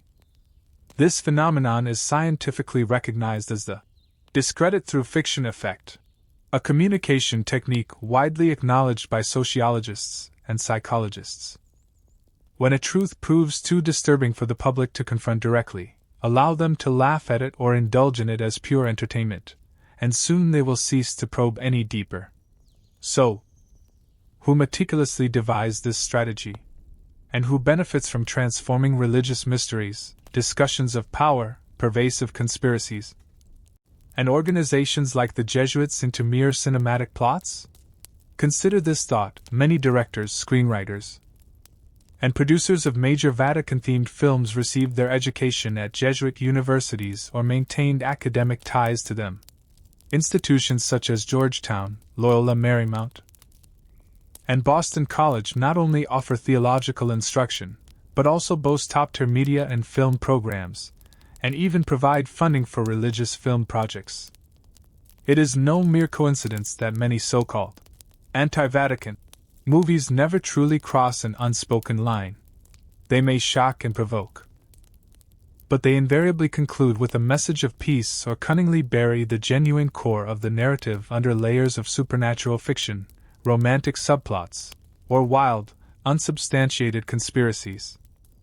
And while the public ardently debates whether the Pope is concealing the Holy Grail or if Jesus left behind a literal bloodline, the truly serious and far more pressing questions are subtly relegated to the nebulous realm of imagination. Questions such as the inherent power structure of the Jesuits, the precise role of the superior general in global decision-making, or the Vatican's intricate financial alliances. Even in the contemporary age of the Internet, where information theoretically propagates at lightning speed, topics involving the Jesuits or the Black Pope rarely manage to penetrate the hidden filters. Deep, intellectually stimulating content is systematically suppressed by algorithms. Channels that articulate these truths too clearly are flagged, shadow banned, or quietly removed. Original historical documents are deliberately taken out of context, thereby stripping them of their inherent credibility. Has mainstream media perhaps evolved into a perfect smokescreen, not designed to conceal the truth, but to meticulously blur it, distort it, and ultimately induce societal forgetfulness? Is there a guiding hand or a sophisticated system, meticulously shaping the media to divert the world's attention from posing the correct questions? And if this is indeed the case, then the screen is no longer a mirror reflecting reality. It is a plush velvet curtain concealing a clandestine backstage where the true decision-makers never step into the illuminating spotlight. The enduring oath and the question of rule. In every historical dynasty, the throne has consistently served as the unequivocal symbol of supreme power.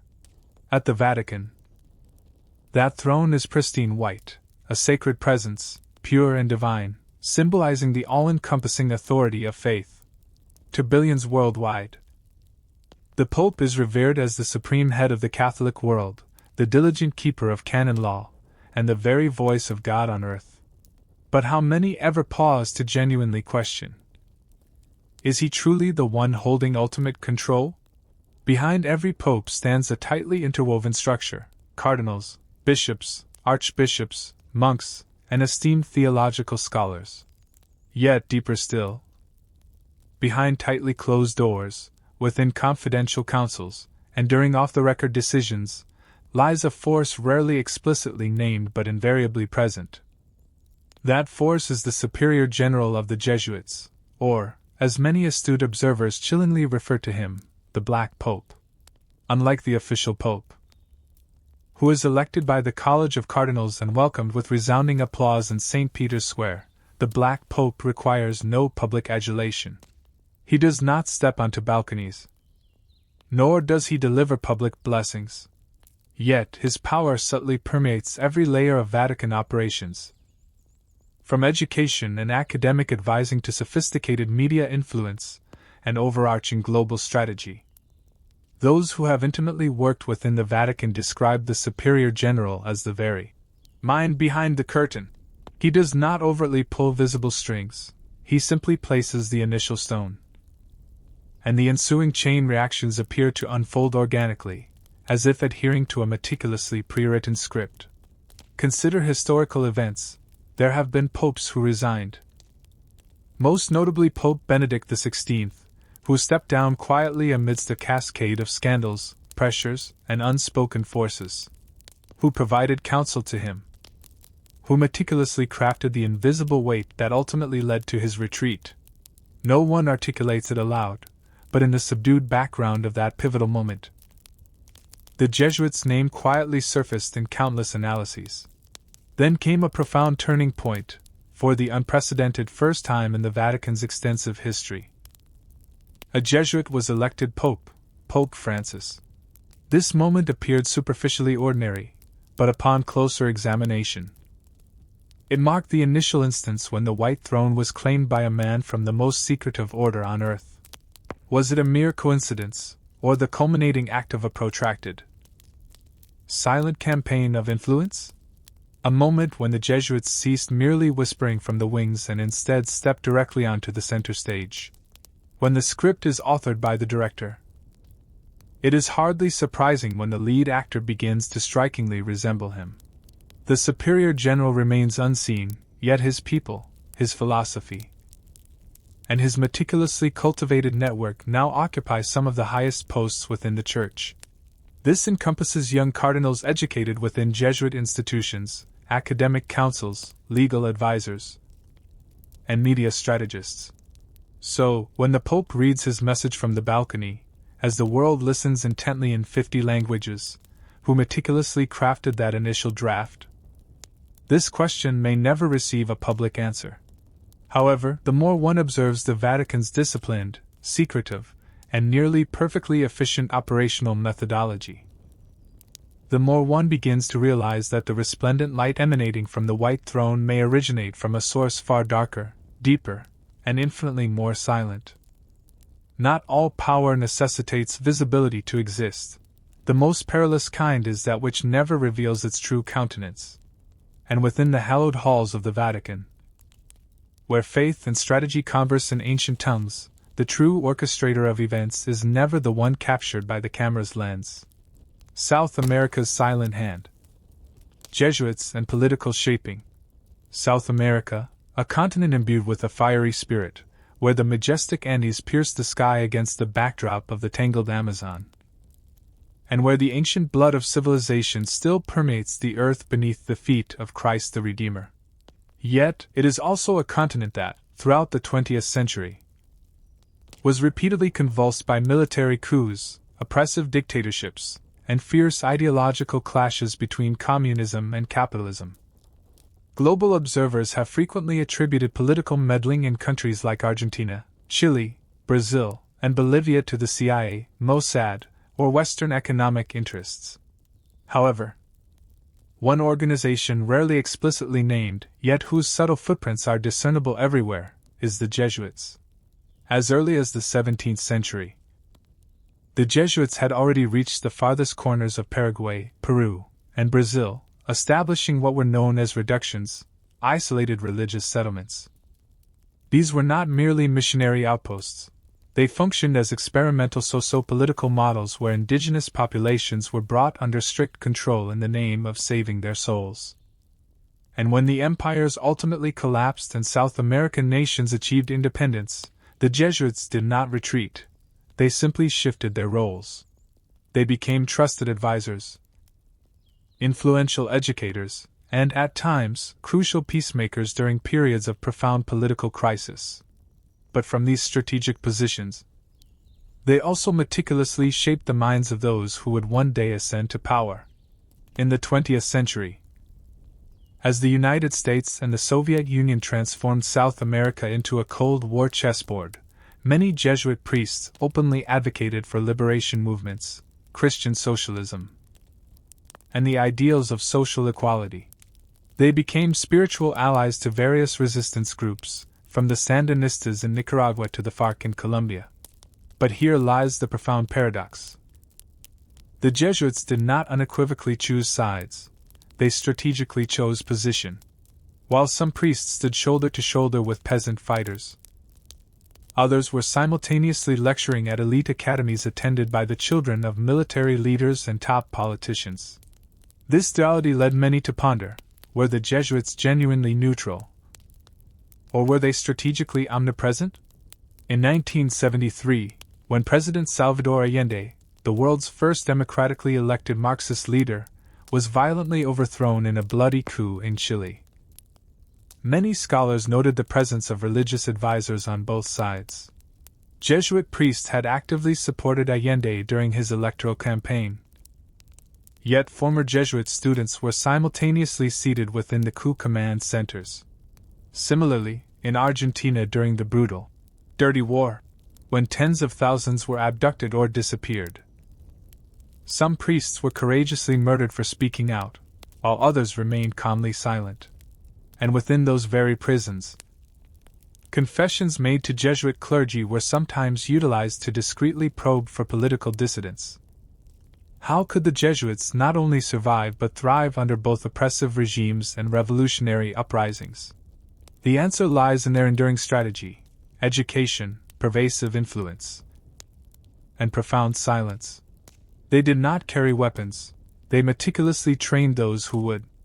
They did not directly formulate policies, they educated the individuals who would. In the persistent shadows of every coup, some prayed, some silently observed. But the Jesuits remained, tirelessly teaching, diligently writing, opening new training centers, and even authoring the biographies of history's most pivotal figures. Because, for them, true power resides not in the bullet or the ballot, but in the human mind. And ideas, once meticulously planted in the opportune place at the precise time, will inevitably blossom, even under repressive dictatorships, even amidst tumultuous revolutions. The breeding ground of leaders, dictators, and Jesuit education. Every dictator has a beginning. Not everyone is born with a throne beneath their feet, a rifle clutched in their hand, or a presidential seat awaiting their ascension. Some rise from the depths of poverty, others meticulously climb through the ranks of elite military academies. But here lies the peculiar aspect. Many of them spent their formative years under the tutelage of Jesuit education. It may sound inherently contradictory. How could a Catholic order built upon the principles of service, humility, and education become the very breeding ground for authoritarian minds, notoriously known for oppression and control? The answer resides in the distinct Jesuit philosophy of education. A rigorous emphasis on discipline, logic, critical thinking, rhetoric, and the intricate art of strategic influence. In Jesuit schools, students are not merely imparted with theological knowledge or classical literature. They are meticulously trained to perceive society as a coherent system, one that can be comprehensively understood, skillfully shaped, and ultimately controlled. Take, for instance, perhaps the most renowned example, Fidel Castro, the revolutionary leader of Cuba, who received his education at Colegio de Belén, a prestigious Jesuit school in Havana. There, he not only sharpened his formidable intellect but also internalized the profound power of tight organization. How to wield words with the precision of weapons, and the compelling allure of idealism. One priest who taught him once remarked that Castro was not merely intelligent. He harbored an unwavering desire to transform the world. And Castro was not an isolated case. Rafael Trujillo of the Dominican Republic, Alfredo Stroessner of Paraguay, and François Duvalier of Haiti all passed through institutions operated by the Jesuits. Strangely enough, many of them maintained discreet ties with spiritual advisors even after seizing absolute power. The deeper one investigates, the clearer it becomes: dictators are not born as monsters. They are systematically taught how to read the collective sentiment of the crowd, how to master the intricacies of public psychology, and how to meticulously craft potent symbols of power.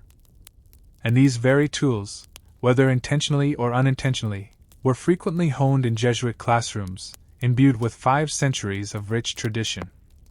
This does not imply that the Jesuits deliberately create tyrants, but they undeniably equip minds with powerful tools. Some individuals utilize these tools for selfless service, while others employ them for purposes of autocratic rule. Because every noble ideal, when placed in the wrong hands, becomes inherently vulnerable to manipulative exploitation. Imagine this scenario. In a quiet classroom, a 14-year-old student meticulously learns to utilize language as a persuasive instrument.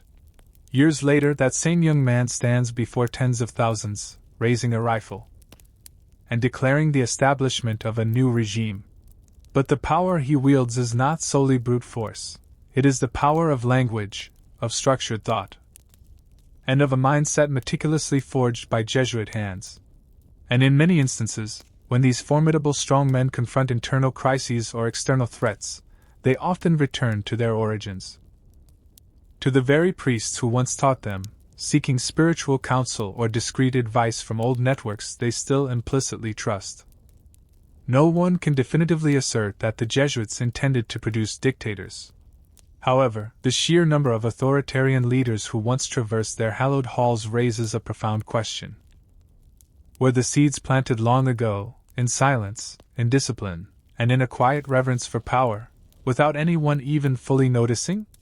The rat lines and post-war influence. A moral ambiguity. World War II concluded with vivid images of Allied victory and Nazi Germany reduced to ruins.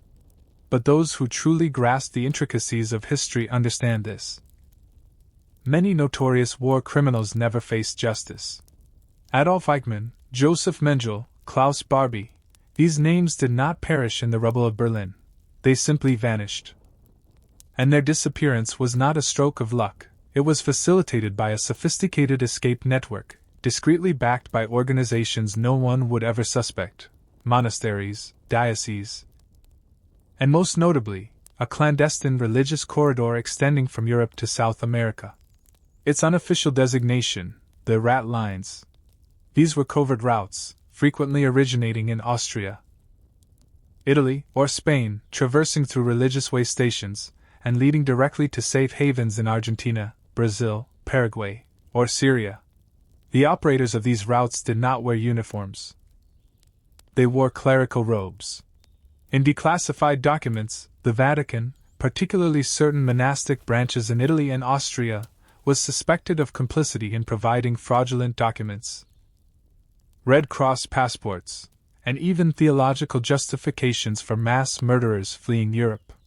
Notably, some members of the Jesuit order were accused of offering safe haven to SS officers, Gestapo agents, and German scientists before these individuals were quietly absorbed into larger networks, such as America's Operation Paperclip.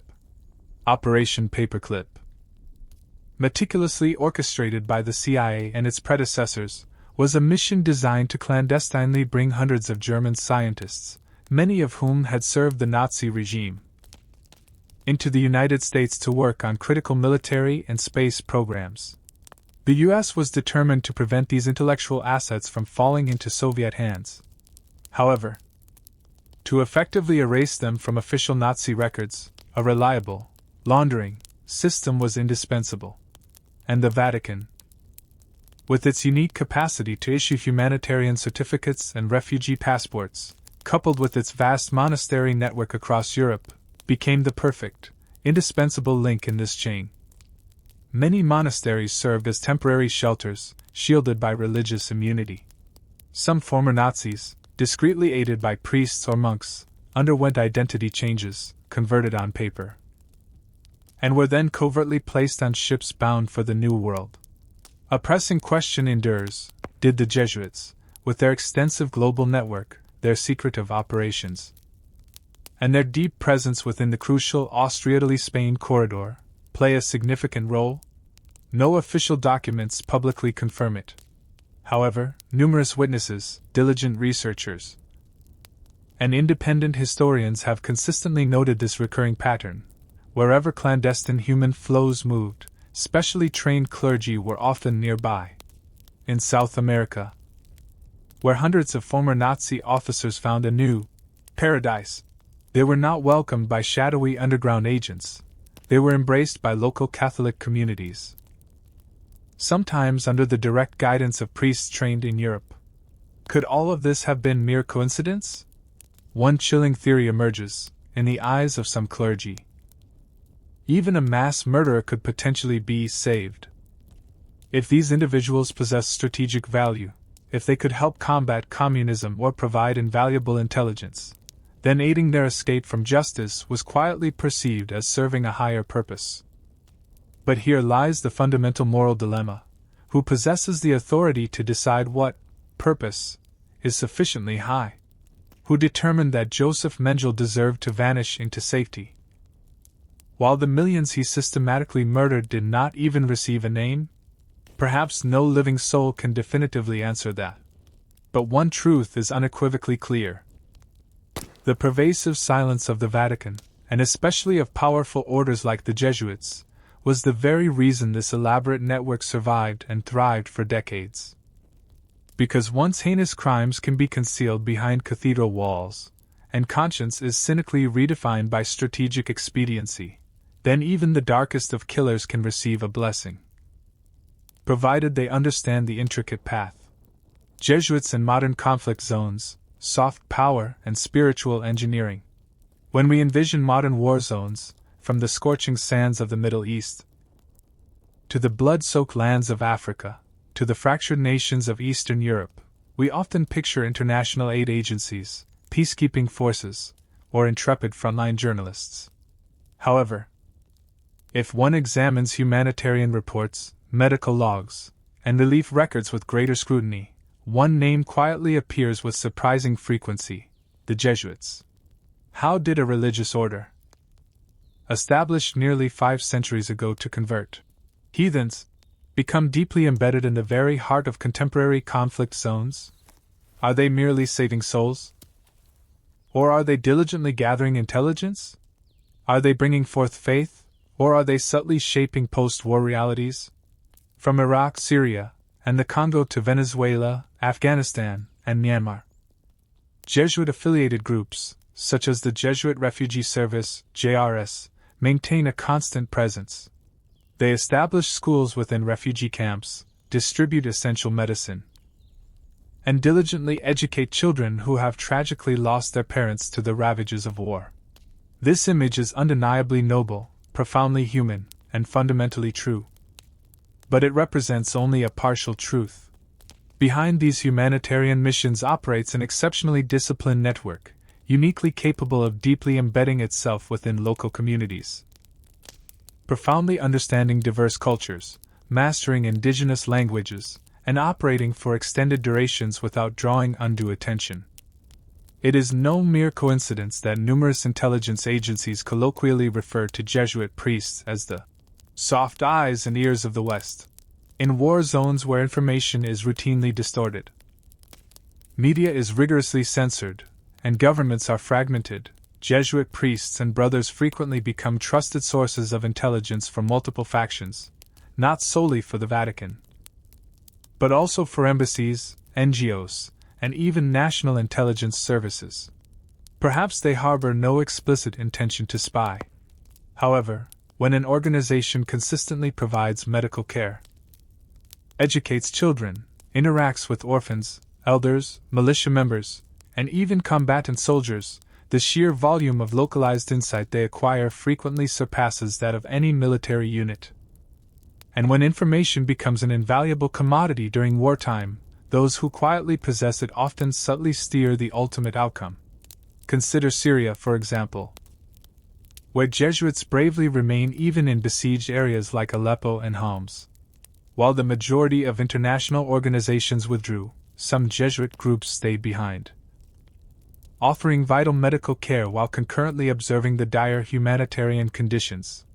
And soon, their meticulously compiled reports, channeled through the Vatican, found their way onto the desks of European leaders.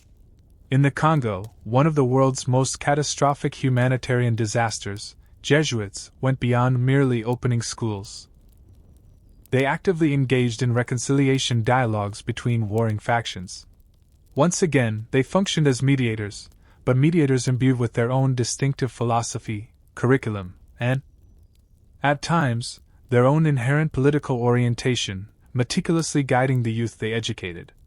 As the world undergoes a new phase of geopolitical realignment, characterized by a growing backlash against overt military intervention, soft forces, like the Jesuits, are becoming more vital than ever before. They carry no conventional weapons, yet they wield enormous influence over the social and ideological aftermath of conflict. This leads us to a difficult and profound question: are they simply driven by altruistic Christian ideals? Or are they, in fact, spiritual engineers, quietly rebuilding nations from the ashes?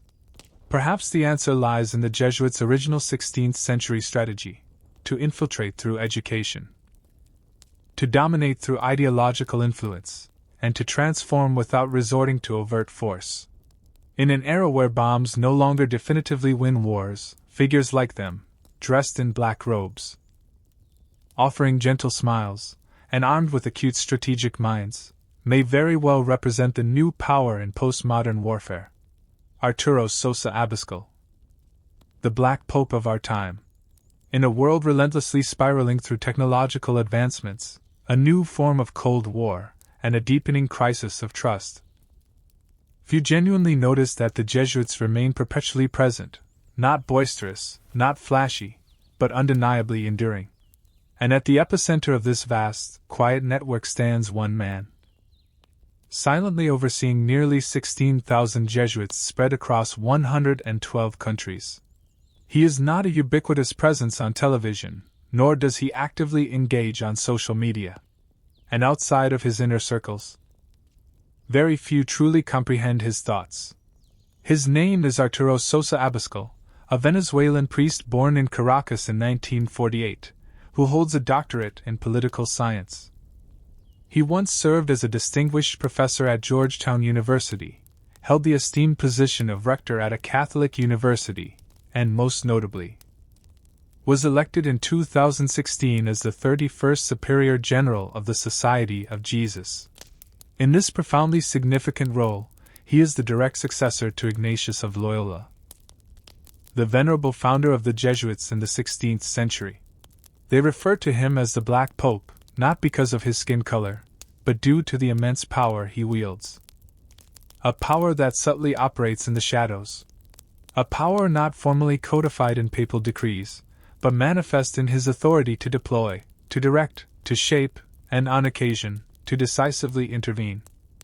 What renders Arturo Sosa truly exceptional is not merely his impressive academic background, it is his nuanced, almost elusive political philosophy. While the majority of religious leaders meticulously avoid direct engagement with geopolitics, he speaks openly and candidly on critical issues such as capitalism, pervasive social injustice, urgent climate change, mass migration, and the complex interplay between faith and power. Many astute analysts believe he is not merely a spiritual leader. He is a master architect operating behind the scenes, quietly but fundamentally rebuilding the Vatican's intrinsic role within the emerging global order. He is a priest fluent in sophisticated theology, profoundly well-versed in Marxist philosophy, and a former active participant in international research councils dedicated to politics, economics, and sustainable development. Fluent in Spanish, Italian, and English, and conversant in French, he has no need to speak frequently. A few discreet closed-door meetings, a handful of internal memos, and strategically designed youth education programs facilitated through Jesuit universities worldwide. This is sufficient to profoundly shift social influence. Imagine this: CEOs, scholars, and politicians dispersed across the Americas, Europe, and Asia. Many of them were, at one point, students in Jesuit institutions. They were shaped by a philosophy of spiritual discernment, but also meticulously trained in service, leadership, and social strategy through the comprehensive Jesuit curriculum. So, ask yourself, who truly shapes the future? If not those who taught them how to think from the very genesis of their intellectual development.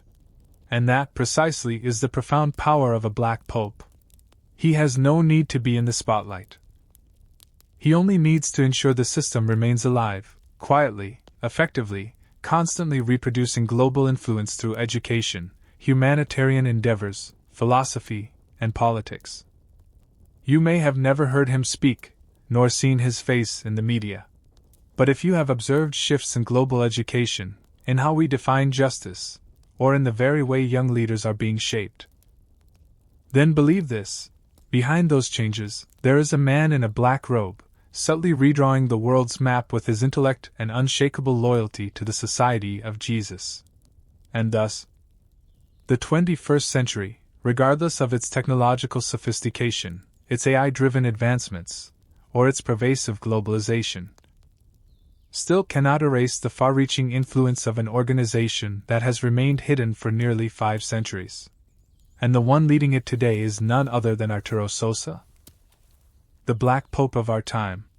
The return of political religion, a new global order.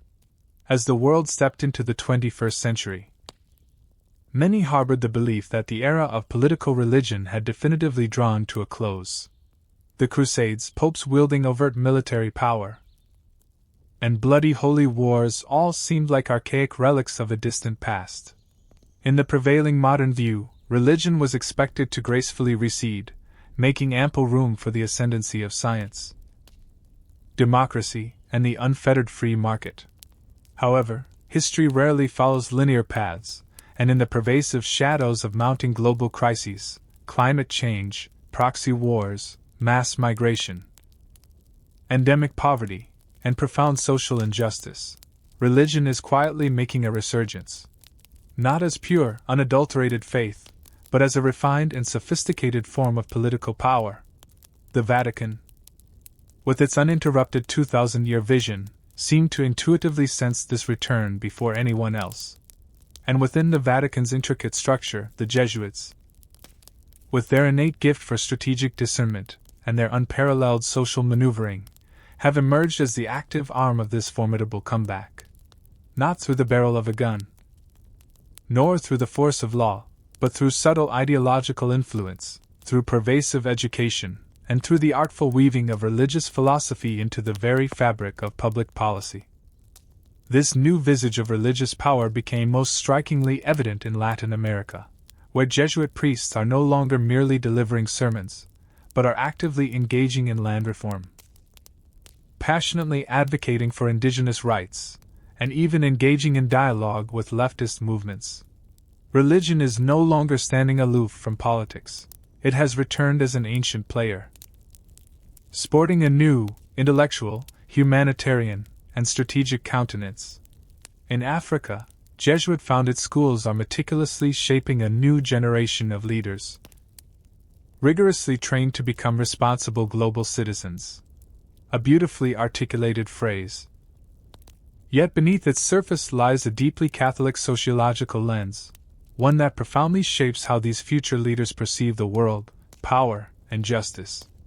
In Asia, particularly in the Philippines, South Korea, and even Vietnam, humanitarian organizations and social media platforms deeply rooted in Jesuit networks are quietly steering political discourse.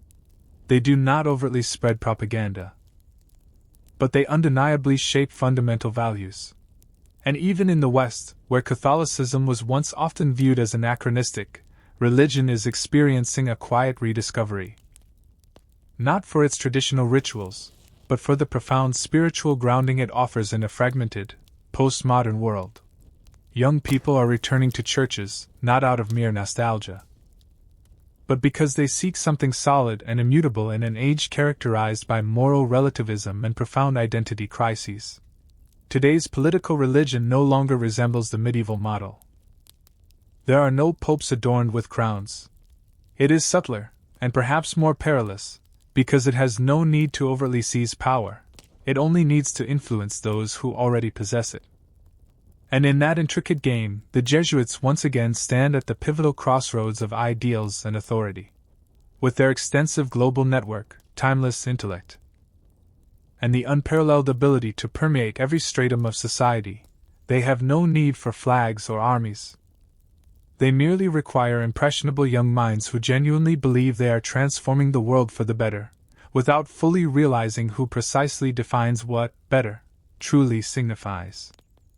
Political religion has not returned through grand, ceremonial gates. It has subtly slipped back in through classrooms, conferences, social platforms, climate policy discussions, global forums, and influential humanitarian foundations. And like an invisible wind, it circles back to the very center of the Vatican, where a white pope preaches climate justice, and a black pope silently sketches the spiritual roadmap for the world yet to come.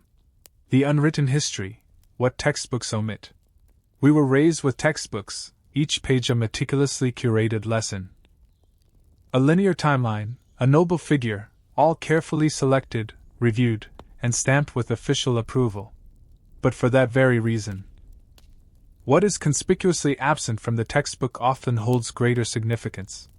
Because true history, the deeper, darker, and sometimes more perilous kind, rarely conforms to what is permitted to be taught. And if there is one name that appears only faintly, if at all, in those textbooks, it is this: the Jesuits. Despite occupying a central and profound role in education, politics, and religion for nearly 5 centuries, the Jesuits are rarely explored in any meaningful depth within public school curricula. Why?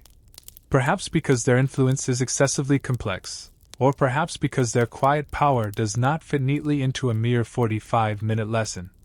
But the underlying reason might be even simpler. They do not wish for students to pose too many probing questions. No one explicitly points out that many of history's most powerful dictators received a Jesuit education.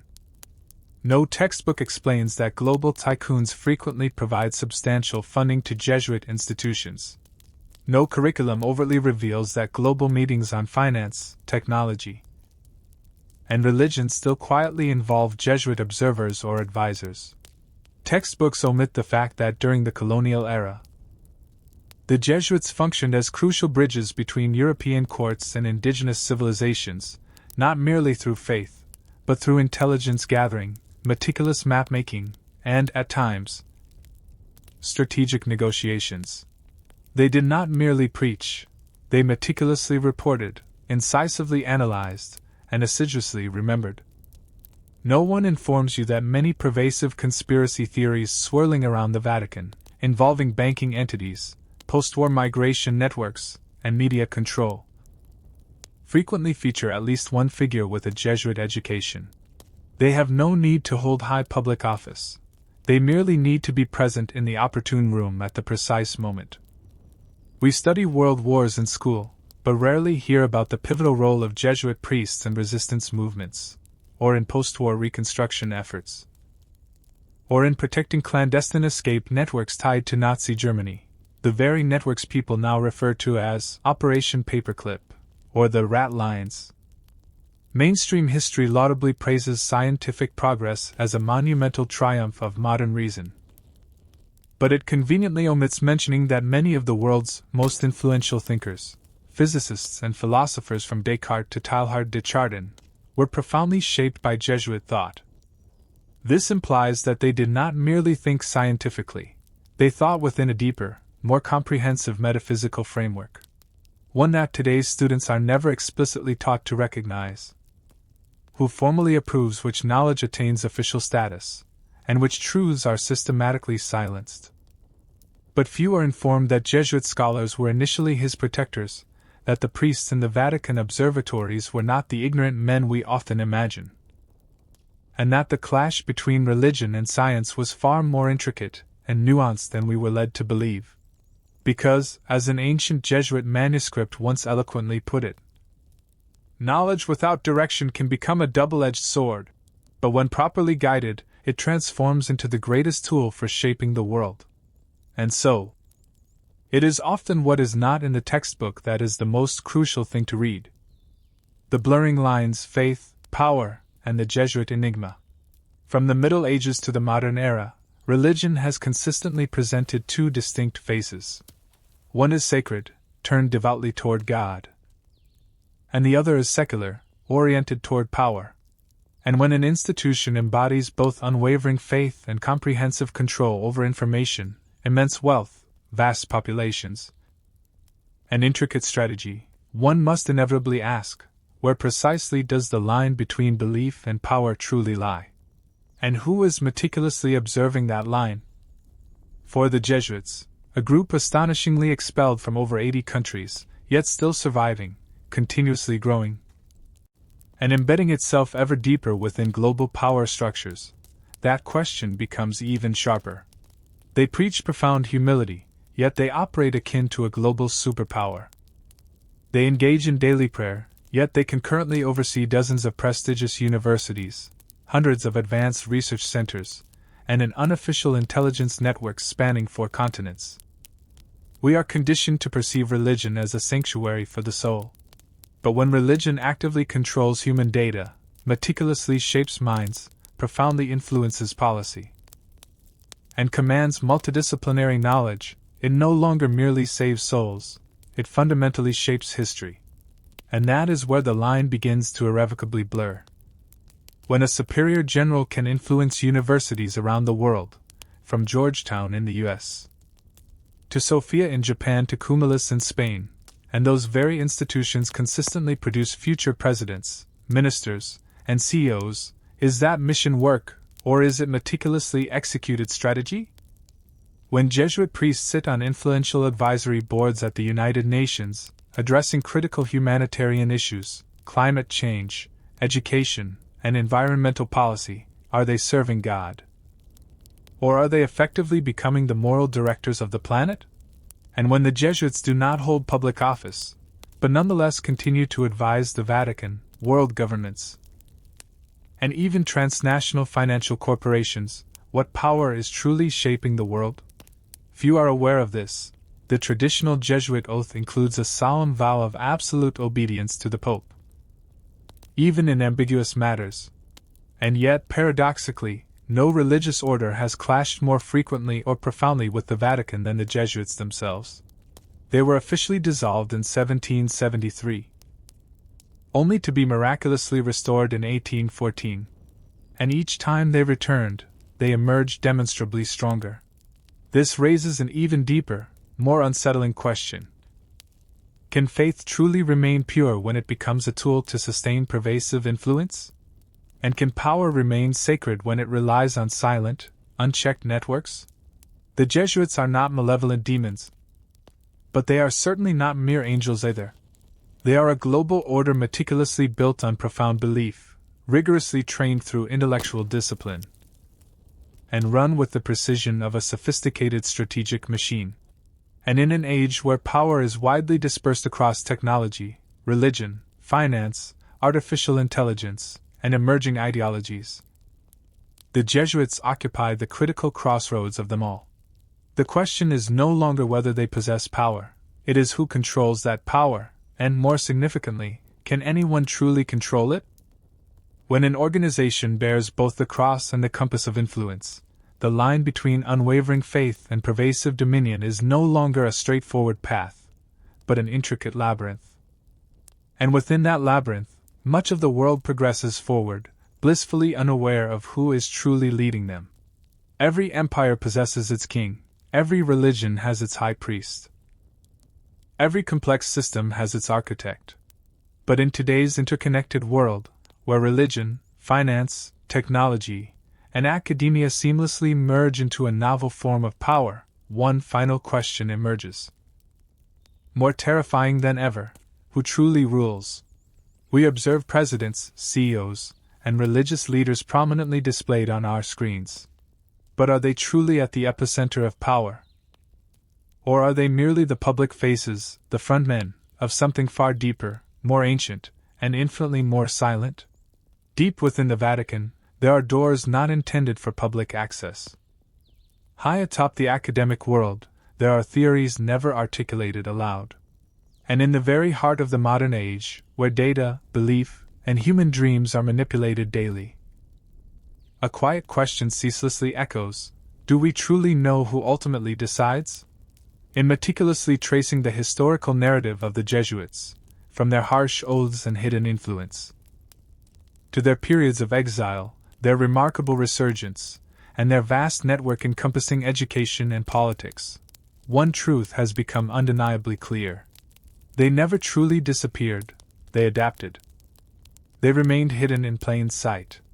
And sometimes they stood at the very epicenter of it all, orchestrating profound changes, without ever explicitly signing their names. They have been referred to as God's soldiers. But perhaps they are, in truth, the quiet architects of a world no one dares to explicitly name. Not through overt warfare, not through violence, but through the power of thought, meticulously structured organization, and the profound ability to convince an entire generation of leaders that they are valiantly fighting for justice, without ever compelling them to question who precisely defines that justice. The Black Pope, an unofficial title, conspicuously absent from any religious constitution, yet spoken with hushed reverence. No one elects him in a democratic vote. Yet, his pervasive influence extends far beyond that of many heads of state.